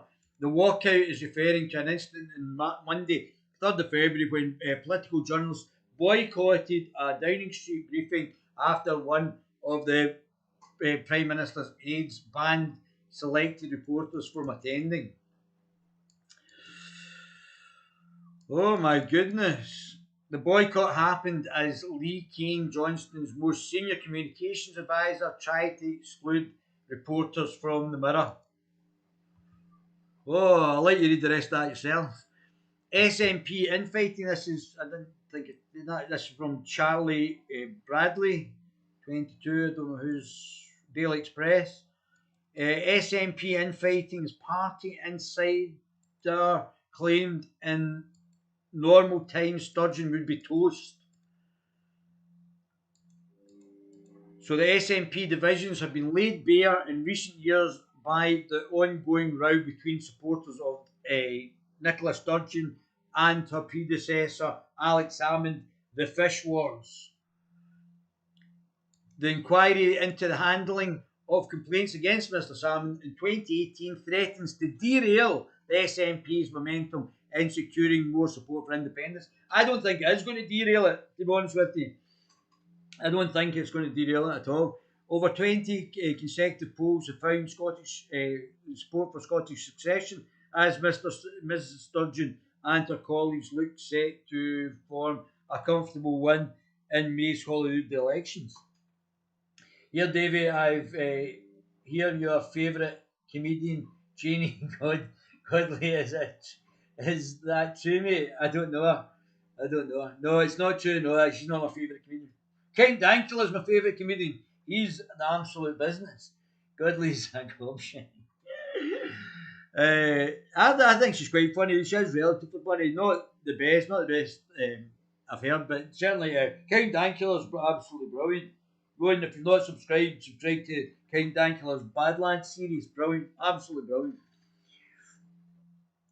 Over 20 consecutive polls have found support for Scottish succession as Ms Sturgeon and her colleagues look to set for a comfortable win in May's Holyrood election. Despite SNP success, Jim Sillars claims Ms Sturgeon has benefited from luck. I'll let you read the rest of that yourselves. Here we go. You ready for this? Thank you very much. We're now going to turn to questions. I would encourage all members who wish to ask a question to press their request to speak button, and I call on Ruth Davison. Thank you, Presiding Officer. SNP Chief Executive Peter Murrell may have committed perjury by changing his story under oath to a committee inquiry of this Parliament. But he has been very clear about one thing. Nicola Sturgeon didn't discuss the Alex Salmond meetings with him as her party Chief Executive. It's just about the only thing he's given a straight answer on. He was certain that the meetings were government business. Did Peter Murrell tell the truth under oath? First Minister. Yes, he did tell the truth. Of course, he's perfectly capable of standing up for himself. He doesn't need me to do it. I'll get my opportunity, of course, to set out my account to the committee, assuming the committee doesn't postpone it again next Tuesday, and I relish that opportunity. We vaccinate more. We're also home. Thank you very much. We're now going to turn to questions. I would encourage all members who wish to ask a question to press their request to speak button, and I call on Ruth Davison. Thank you, Presiding Officer. SNP Chief Executive Peter Murrell may have committed perjury by changing his story under oath to a committee inquiry of this Parliament. But he has been very clear about one thing. Nicola Sturgeon didn't discuss the Alex Salmond meetings with him as her party Chief Executive. It's just about the only thing he's given a straight answer on. He was certain that the meetings were government business. So if they were government business, they had to be recorded. There was no recording of this as government business. If they had been party business, they wouldn't have to be recorded. So Nicola Sturgeon should have recorded these meetings as government business, but refused to do so, didn't do so. Did Peter Murrell tell the truth under oath? First Minister. Yes, he did tell the truth. Of course, he's perfectly capable of standing up for himself. He doesn't need me to do it. I'll get my opportunity, of course, to set out my account to the committee, assuming the committee doesn't postpone it again next Tuesday, and I relish that opportunity. It's perhaps clear... You hear that? Postpone it again? How convenient. How convenient that the dominance of her party on the committee with Mr. Whiteman, their dominance on the committee is just postponing this, and she's not going to the and not doing it, and mañana. To everyone, why the opposition parties are so keen to drag Peter Murrell into a process that he had no part in and to try to damage him. Perhaps they know how integral he's been over the... And so she's basically saying, look over there, oh, look how successful Peter Murrell's been. But the point is that she did not record, if it was parliamentary business, she did not record the meetings as parliamentary business and didn't report it to the committee, didn't report it to the Parliament as such, thereby breaking the ministerial code.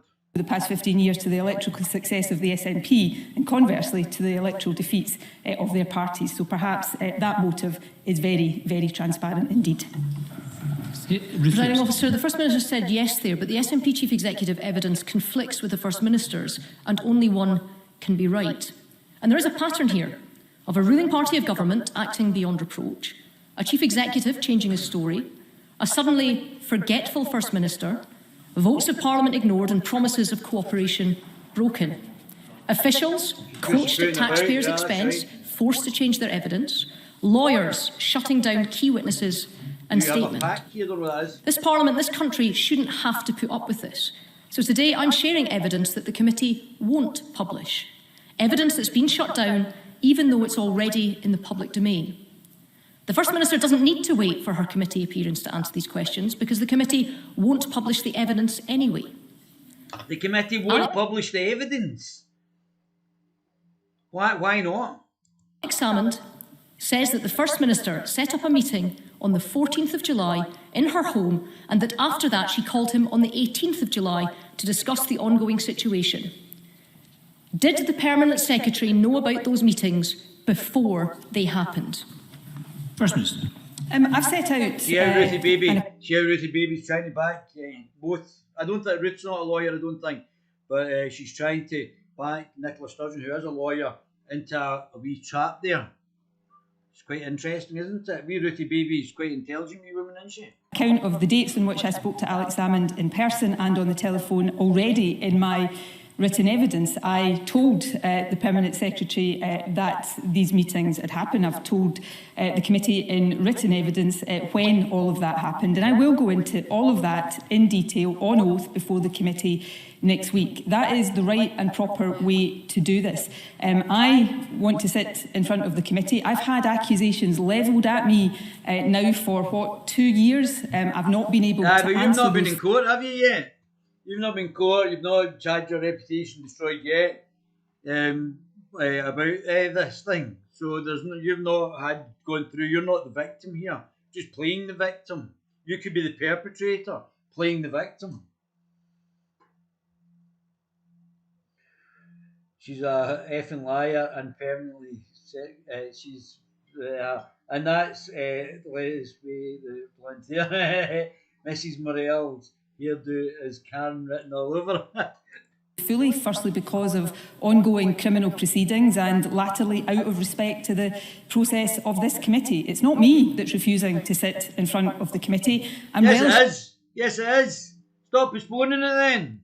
The prospect of doing that, and then people can hear my account and they can make up their own minds. In the meantime, I'll get on with doing the job the people across this country want You're not doing it very well. to do, which is to get on with leading this country through a pandemic. We're getting sick of getting locked in the houses. We've had enough of that. Ruth Davidson. Well, if you pick your way through that answer, it sounds as if she only informed the Permanent Secretary after the meeting and after the phone call. So let's get the story straight. In everyone else's mind, including Peter Murrell's, this was always a government matter. But according to the First Minister's story, it only became a government matter on the 6th of June when she wrote to the Permanent Secretary that she knew about the investigation. So on the 6th of June, this became, to the First Minister's mind, a government matter. And being a government matter, she then, a month later, set up a meeting with Alex Salmond in her house on the 14th of July. And then she called him 4 days later. All of this on a government matter, all without an official present, all without a record taken, and all against the ministerial code. So she's banged to rights, broken the ministerial code by not recording this, by not doing what was meant to be done. So she's basically banged to rights. There isn't a defence here against that, against her having broken the ministerial code. She's definitely 100% done it now. It's not, oh, did I not? She should have recorded it. That's against the ministerial code. She probably got a new Apple Watch every week. So let me ask the First Minister, if she knew that this was government business on the 6th of June, why did she set up these July meetings and phone calls without an official present and without a record taken? You see, Ruth Davidson, I think she did a moment ago, say, I'm going to reveal evidence that nobody will otherwise... Did you notice that she's not actually answering the question there? Did you notice that? Did everybody watch notice? She's not answering the question. That boy at the right is doing a great job, and he is dressed very well. Here, everything that she's just said, to the as far as I can recall it, and people can check on my written evidence, is all set out in the written evidence that I've already given to the committee. Right, so she didn't answer. She didn't answer what Ruth asked her.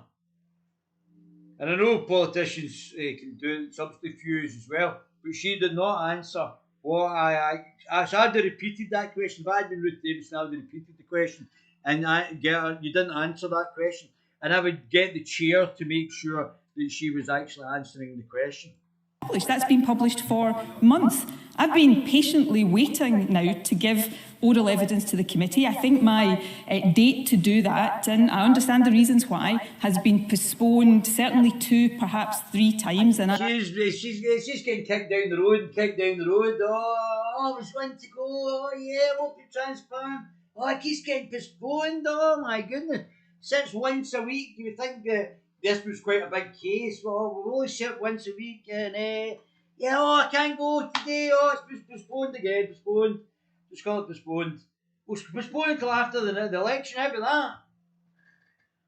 Hurry up. I certainly hope to be sitting in front of the committee answering all of these questions on oath next Tuesday morning, and people can listen to that and they can make up their own minds, because I believe it is important to subject myself to scrutiny, to make sure the government is subjected to scrutiny, but also to have the opportunity to take head on some of the ridiculous conspiracy theories that people like Ruth Davidson, in my view, have been all too quick to want to indulge. And I call on anybody who's got anything to help with the process of this committee to sit before that committee and do what I am going to do and put an account on the record on oath, because I'm not the one who is refusing to do that.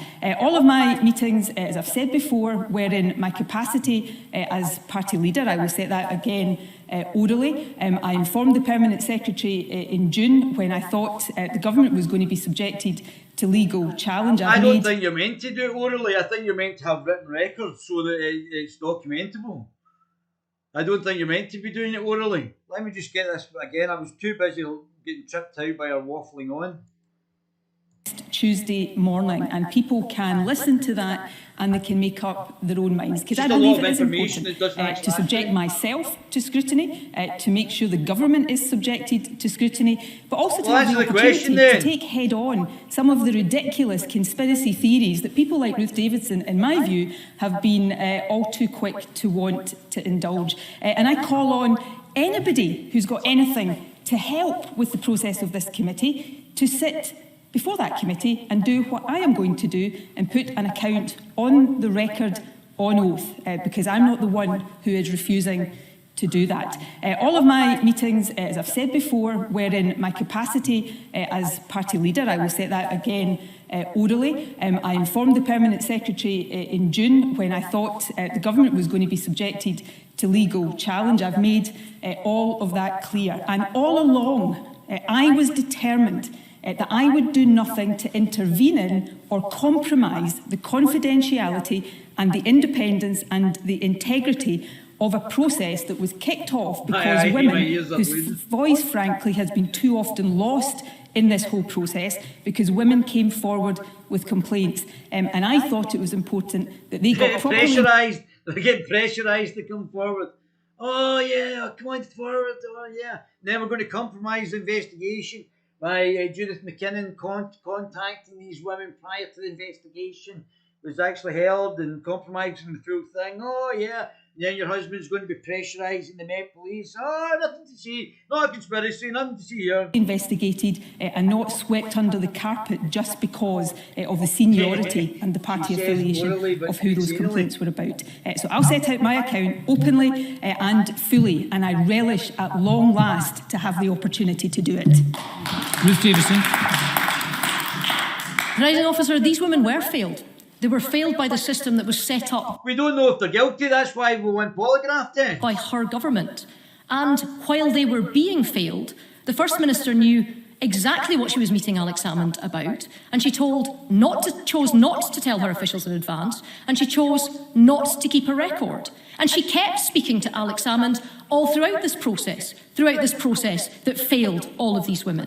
And then she came into this chamber. It was proven not guilty, so these women may be perjured themselves and may have been having false evidence. And she told Parliament things that utterly contradicted by her own evidence and testimony. So we have failed women, taxpayers' money and a cover-up at the heart of government, and this whole affair stinks to high heaven, and someone should take responsibility for these failings. Shouldn't it be you, First Minister? First Minister. Well, in terms of the government and in terms of my role as First Minister, the scrutiny is right and proper, which is why I am freely subjecting myself to that scrutiny. That is right and proper. I've waited a long time to get the opportunity to do it next Tuesday, and I now relish that opportunity. What I think is very clear, certainly been clear from Ruth Davidson, and may I say it has been clear, I think, from some members of the committee, that actually it doesn't matter to them what I say next Tuesday. It doesn't matter what any of us say before the committee, because they've prejudged the issues. They have decided in advance what the rights and wrongs. You've already broken the ministerial code. It's not about. We already know that you have not done what you were meant to do. So it's not about you coming forward next week. You have broken the ministerial code and you're guilty. Here, hen, listen, I've took you to this restaurant and that, and all you kept doing is waffling on about how brilliant you are and how you have 25 posts telling you you're brilliant and just wait and that thing. Of this are the roots of this whole issue are in complaints that came forward not about my behaviour but about somebody else's behaviour, and it was right that those were properly investigated. Yeah, we know because he was found innocent. That's why they think it's a conspiracy. This is why the judicial review action collapsed in the way it did, that the government made a mistake in applying the procedure. You didn't just make one mistake, you made multiple mistakes. I deeply regret that, because I think that did let down women. But any process now that is indulging if a woman says something, it's completely, it's not going to lie. We only have to look at occasional Cortex Smollett in America. She couldn't lie straight in her bed. Conspiracy theories, without insisting that people come before the committee to substantiate those theories, in my view, also lets down the women. So the scrutiny of me and my government is right and proper, and I do not shy away from that. On the contrary, I've been waiting a long time to sit before the committee and face up to that. There's also, of course, another process ongoing into whether, or as I would say, not, I breached the ministerial code. And it's important to allow that to take its course as well. But I say again, Presiding Officer, it really does feel to me as if there are certain people in this chamber who have already prejudged all of this and are not interested in what I or anybody else have to say about it. Question 2, Jackie Bailey. Thank you very much, Presiding Officer. As a member of the Committee on the Scottish Government handling of harassment complaints, I will not prejudge the outcome before the First Minister gives evidence next week, and she knows I'm not a great believer in conspiracy theories. But it does appear that the government procedures were deeply flawed and that 2 women were let down by the process, which I think we would all agree we must ensure never happens again. How can you ensure that? Can I say to her, though, the First Minister knows, and she's just referenced it, that she is subject to a referral for a potential breach of the Ministerial Code being investigated by James Hamilton QC.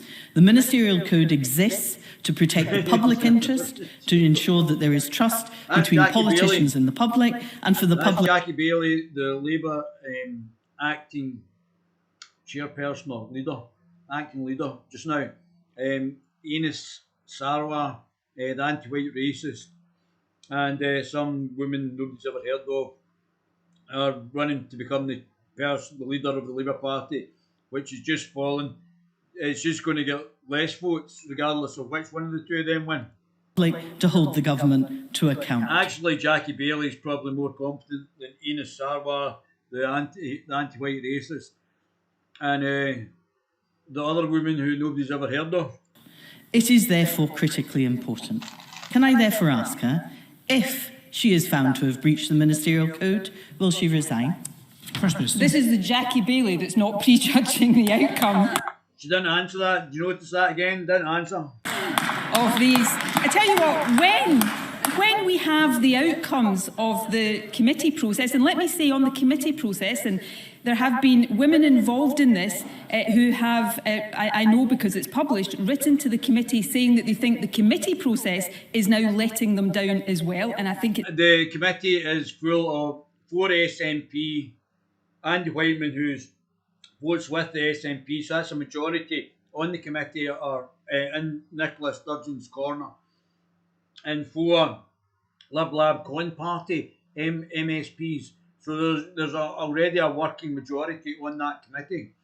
So it's not. So if there's any problems with the committee, it'll be down to the majority who are SNP and Whiteman. It's important not to lose sight of that. So when the committee has concluded its work, and I still hope the committee will perhaps use the powers that are available to it to ensure that everybody relevant sits before this committee and gives...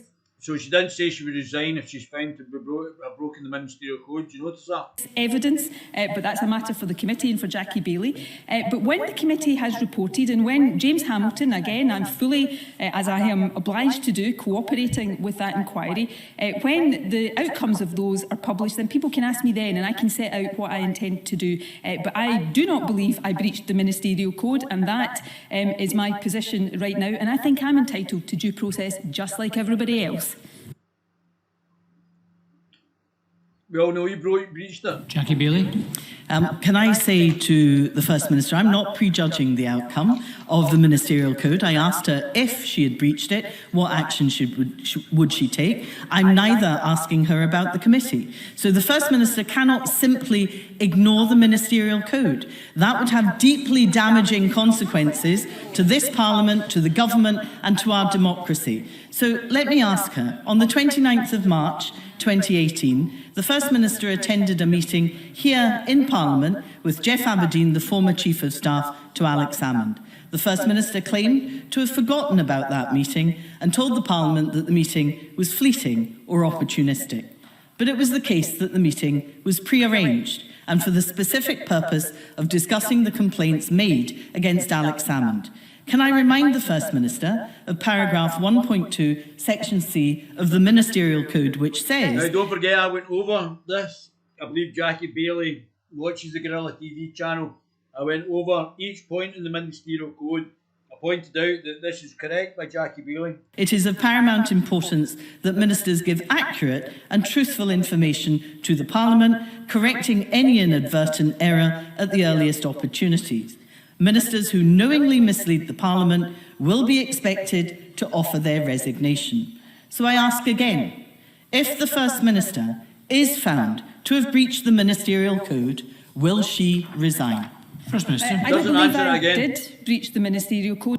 Doesn't answer again. And therefore, I'm not going to engage on the hypothetical. When James Hamilton issues his report, we can have an open discussion on the basis of whatever findings he arrives at, just as we will no doubt have an open discussion when the committee arrives at whatever findings it arrives at. I do think Jackie Bailey is really stretching it here to say she's not prejudging things and then ask me a string of questions exactly designed to prejudge the outcome of this. Now, all of these issues that she has raised here, she will get the opportunity in proper full session, not just with selective bits of it, but in the whole course of this, to ask me whatever question she chooses to on Tuesday. I look forward to having that opportunity, and we'll do that properly. I think that is the best way to ensure. Well, stop postponing it then, so we can all find out you're lying under oath.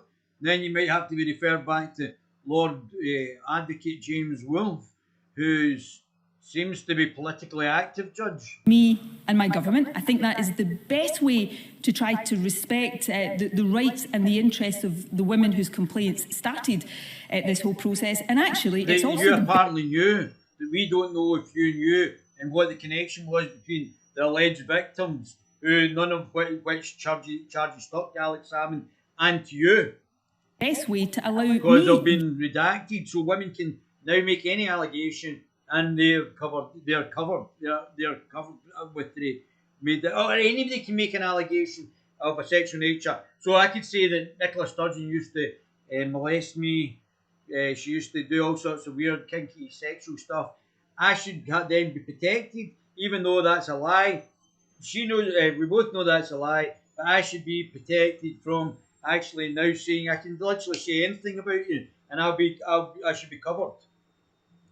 Due process, which I am entitled to as well. So I look forward to this opportunity. And I say again, I think if the committee is really interested in having proper, full transparency, then it will be ensuring that everybody who has got relevant information to offer here is before that committee, and doing that fully, openly, on the record and on oath, just as I will do on Tuesday. Jackie. Unless it's postponed again for the fifth time. Thank you, Presiding Officer. Every time I ask a question about the ministerial code investigation, the First Minister replies... Doing a job share. With rhetoric about the committee. And I look forward to questioning her on Tuesday at the committee. But my questions are specific to the ministerial code investigation that's being conducted by James Hamilton QC. And it isn't just over a question of whether Parliament has been misled that the First Minister should be investigated. Section 2.30 of the ministerial code says, and I quote, "Ministers and officials should therefore ensure that their decisions are informed by the appropriate analysis of the legal considerations and that the legal implications of any course of action are considered at the earliest opportunity." We know in the judicial review that there was a significant delay between Council's opinion and the conceding of the case, and it took the threat... That's a civil case, the case that Alex Salmond won the £500,000 that she's talking about. ...of senior counsel to resign before the government collapsed the judicial review, costing the taxpayer that there was a significant delay between council's opinion and the conceding of the case. And it took the threat of senior counsel to resign before the government collapsed the judicial review, costing the taxpayer well over £600,000. So I ask again, if the First Minister is found to have breached the ministerial code, will she resign? First Minister. Look, Jackie Baillie stands up here and says she's... Not answered again. Didn't answer it again. Not prejudging the outcome of things in one breath, but in the next breath she says, we know things, before the committee has even heard a single word in oral session from me. So I think Jackie Baillie should really decide whether she's open-minded, objective and impartial on this, or whether she has prejudged. I suspect that for Jackie Baillie and some on the Conservatives, it doesn't matter what I say on Tuesday, the press releases will already be written, just as I suspect they were before my husband appeared for the second time earlier this week. But on the ministerial code, I'm well aware of the terms of the ministerial code, probably more aware than Jackie Baillie. Well, I just read them out on the Guerilla TV channel, so I'm aware of them as well. I do not consider that I breached the ministerial code. I will make that case very, very robustly. And then we will see what the findings of James Hamilton are. And when those findings... I don't know if James Hamilton has been selected by Mr Sweeney, her deputy manager. I don't know what sort of... We already know that there's potential compromisation by Lord Advocate James Wolfe. So we don't know if it's been compromised again. This guy from Ireland's been compromised. I'm not saying he has or he hasn't. I just don't know. But I don't think if it's Sweeney who picked him, the people who are getting investigated should be picking the people who are investigated. Arrived at, and when those findings are published, remember it was me that referred myself to James Hamilton for this inquiry. So let's wait and see what those findings are. Transparency, and then we can according to the SNP dictionary, means as clear as tarmac, brick, concrete.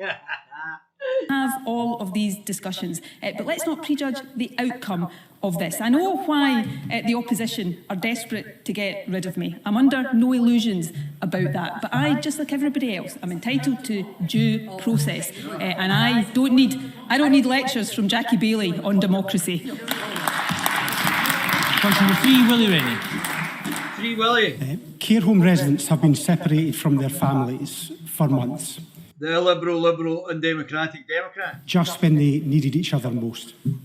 I've had detailed and helpful discussions with the Health Secretary and the Chief Nursing Officer on how to allow safe visiting. So now that almost all the care home residents have been vaccinated, will their families be allowed in soon? Will it be possible? Right, that's enough of that. I think he's just waffling on a bit more. Let's just close that one down. Sturgeon on brink as independence will kill socialism in Scotland. I mean, what a great thing that would be if it killed socialism, as it did in Slovakia.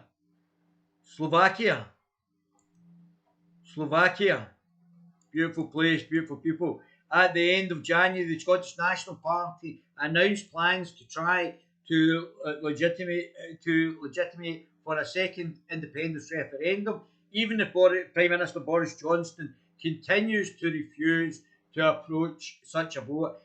What you would have to do is a unilateral declaration of independence, and you wouldn't need another referendum to declare your independence. You would just say, because we've got the majority of MPs, that we declare a unilateral declaration of independence, which Margaret Thatcher said you could do. Mike Russell, Scotland's Constitution Secretary and the SNP President, said a bill to hold a second referendum will be introduced to the Scottish Parliament if the Holyrood elections go in a pro-independence majority. The plans allow growing pressure on the SNP leaders for advocates of a Plan B.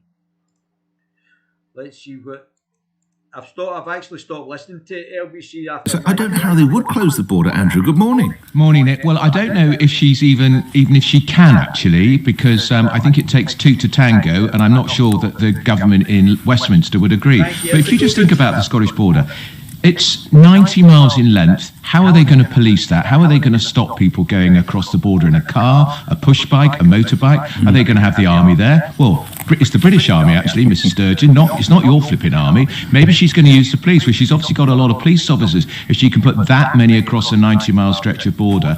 I think there's 2 railway lines crossing the border as well, so she's got to sort that out. Don't forget people might swim across, of course, and then of course swim round it. Or swim round it, and then there's 20-odd roads too. So I think she's talking out of her kilt. Now, this isn't about COVID, Nick, in my view. This is about her obsession with always trying to outdo Boris Johnson. She's going to announce today about schools, because the British Prime Minister will announce on March the 8th about schools. She always wants to be one step ahead. What this is really about, in my view, and I do think she's one of the most irritating people in British politics, it's about the local elections in May. She wants a huge majority for the SNP in the Scottish Parliament, so she can then say, even though she said it would only be on a once-in-a-lifetime vote back in 2016, she can say, we're having another Scottish referendum. It wouldn't be binding, because it has to be agreed by the Westminster Parliament. That's what this is about. So she's now getting really tough. Even Alex Salmond, in his pomp when he was First Minister, never threatened to close the border. Home Secretaries certainly seem to be avoiding... Very interesting. Meanwhile, Mr Johnson continues to resist the pressure. He said he will not approve another independence vote, and argued in an interview in January that Westminster should not allow one until 2050s.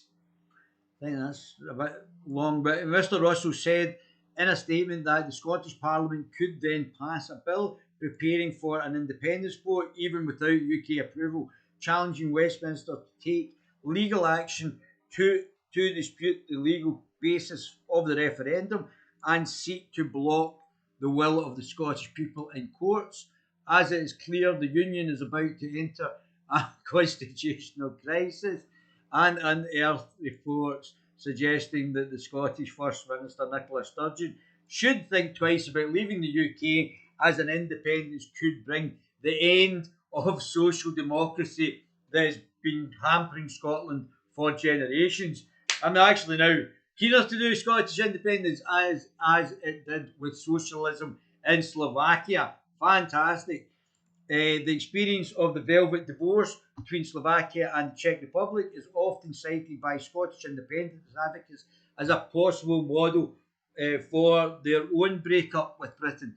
Like many Scottish nationalists, advocates of Slovak independence wanted to break away from their larger, richer partner, in part so they could pursue more interventionist economic policies. However, with the loss of Czech subsidies, independent Slovakia ended up having to pursue much more free market orientated policies than before, bringing an end to socialism in the country.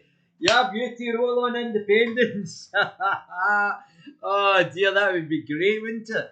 Oh, that's when we'll come to power. That's how we'll actually come to power.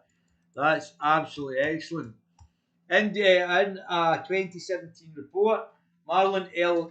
Tupi, a senior policy analyst at the Cato Institute Centre for Global Liberty and Prosperity, explains like the Scots, the Slovaks resented their much larger neighbour and clamoured for more autonomy. Like the English, the Czechs were not always sensitive to Slovak complaints and paid scant attention to the impact of the policies dreamed up in the Czech as well as Czechoslovakia, capital of Prague, on Slovakia.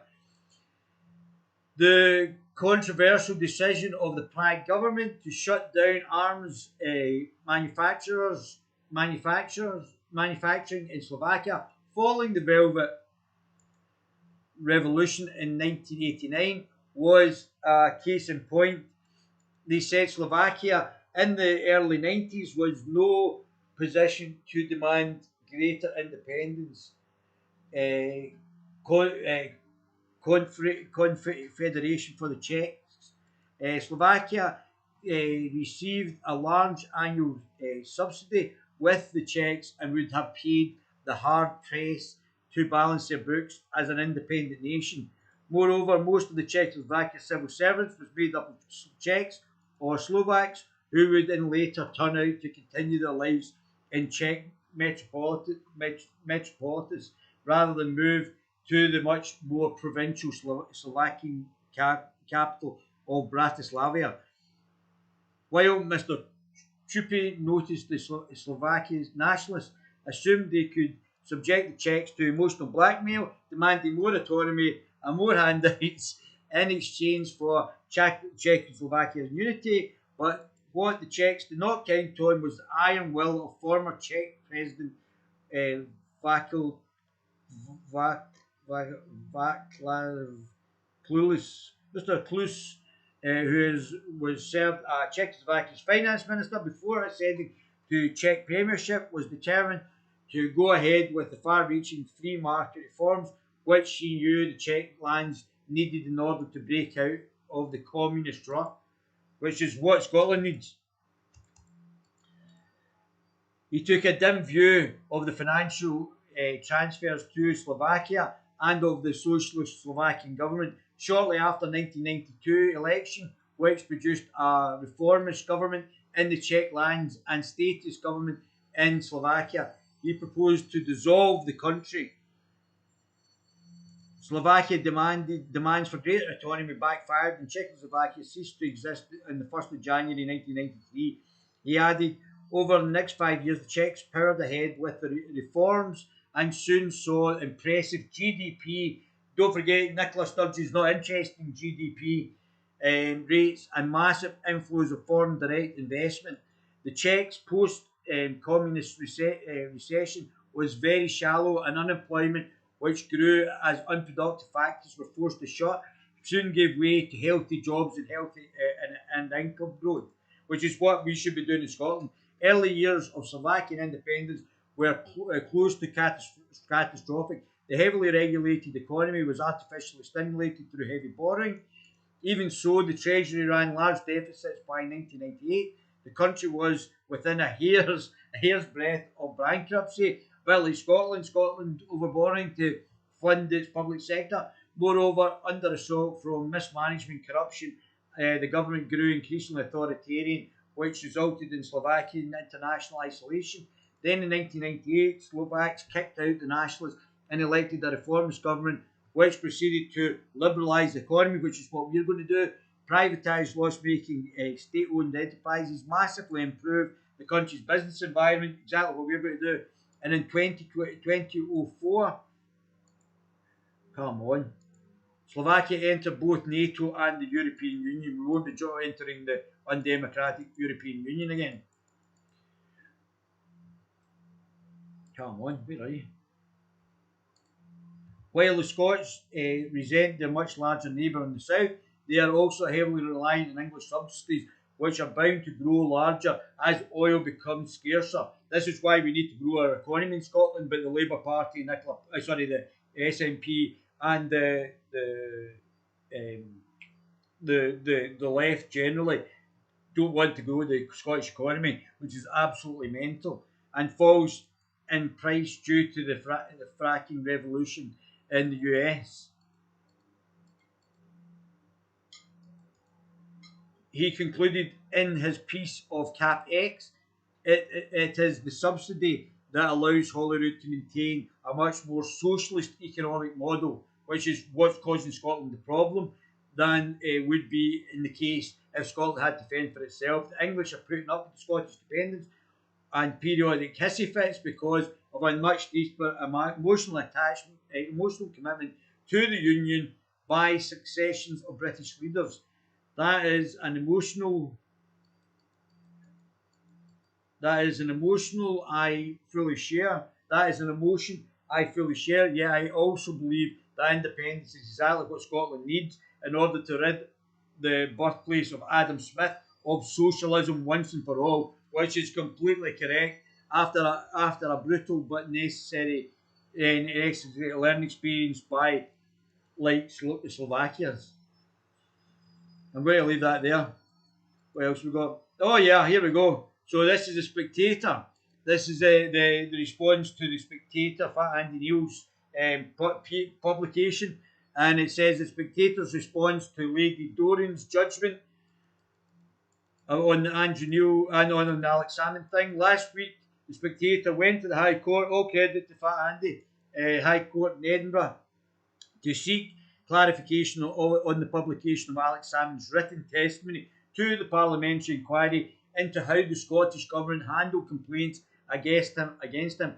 Nothing to do with the criminal trial. We published his evidence on our website in January as a public service, which I read out on the Guerilla TV channel. By contrast, to our surprise, the inquiry decided that it was unable to consider this evidence by Alex Salmond, the submission by Alex Salmond, apparently due to a court order protecting the anonymity of the complainers, who are now not complainers because it's gone through the legal process now. We welcome Lady Dorian's judgment today, which confirms that, as we always believed, that the court had no intention of obstructing a legitimate parliamentary inquiry established to investigate government behaviour and hold it to account. We believe there is no reason why all key and relevant evidence should not now be published. It is right, of course, that none of the complainants should be identified. I don't agree with that. This is a matter of basic decency as well as observing the court order. Both Parliament and the press have a duty to scrutinise evidence from all sides and to inform the public on issues of national importance. We respect the importance of striking the correct balance between the freedom to publish important information and providing anonymity of complainers. Don't believe in anonymity of complainers. The court judgment clearly says that it is the parliamentary inquiry to decide how to proceed. As we argued after the initial judgment last week, the Scottish Parliament was created to bring transparency and scrutiny to the devolved government. It is now for the inquiry to put that into effect. Anything less would be an affront to the accountability of the government in a democratic society and render the inquiry null and void. Here, here, here. That's that one down. That's that down. What's this? Live stream. I think that's us, guys. I think let me just see if this is anything. If I've done this. Well, that was a long one tonight, guys, but I hope you enjoyed it. SNP cultists, Anglophobes. Yeah, I think they are Anglophobes as well. Jackie Bailey was able for her to go on here. Yeah, Jackie Bailey was competent there, asking MSP's fanboys if they love the English. Right, so my baby gorillas, I think that's us done there. There's more of that. That's quite an interesting one in Slovakia. Quite an interesting scenario, which is great because the birthplace of Adam Smith. I think we should have more Adam Smith-esque policies. Alex Salmond, lawyer, faces inquiry after sex fest. And bully, traumatic. What is this? No, that's something before. Right, my baby gorillas. Love you.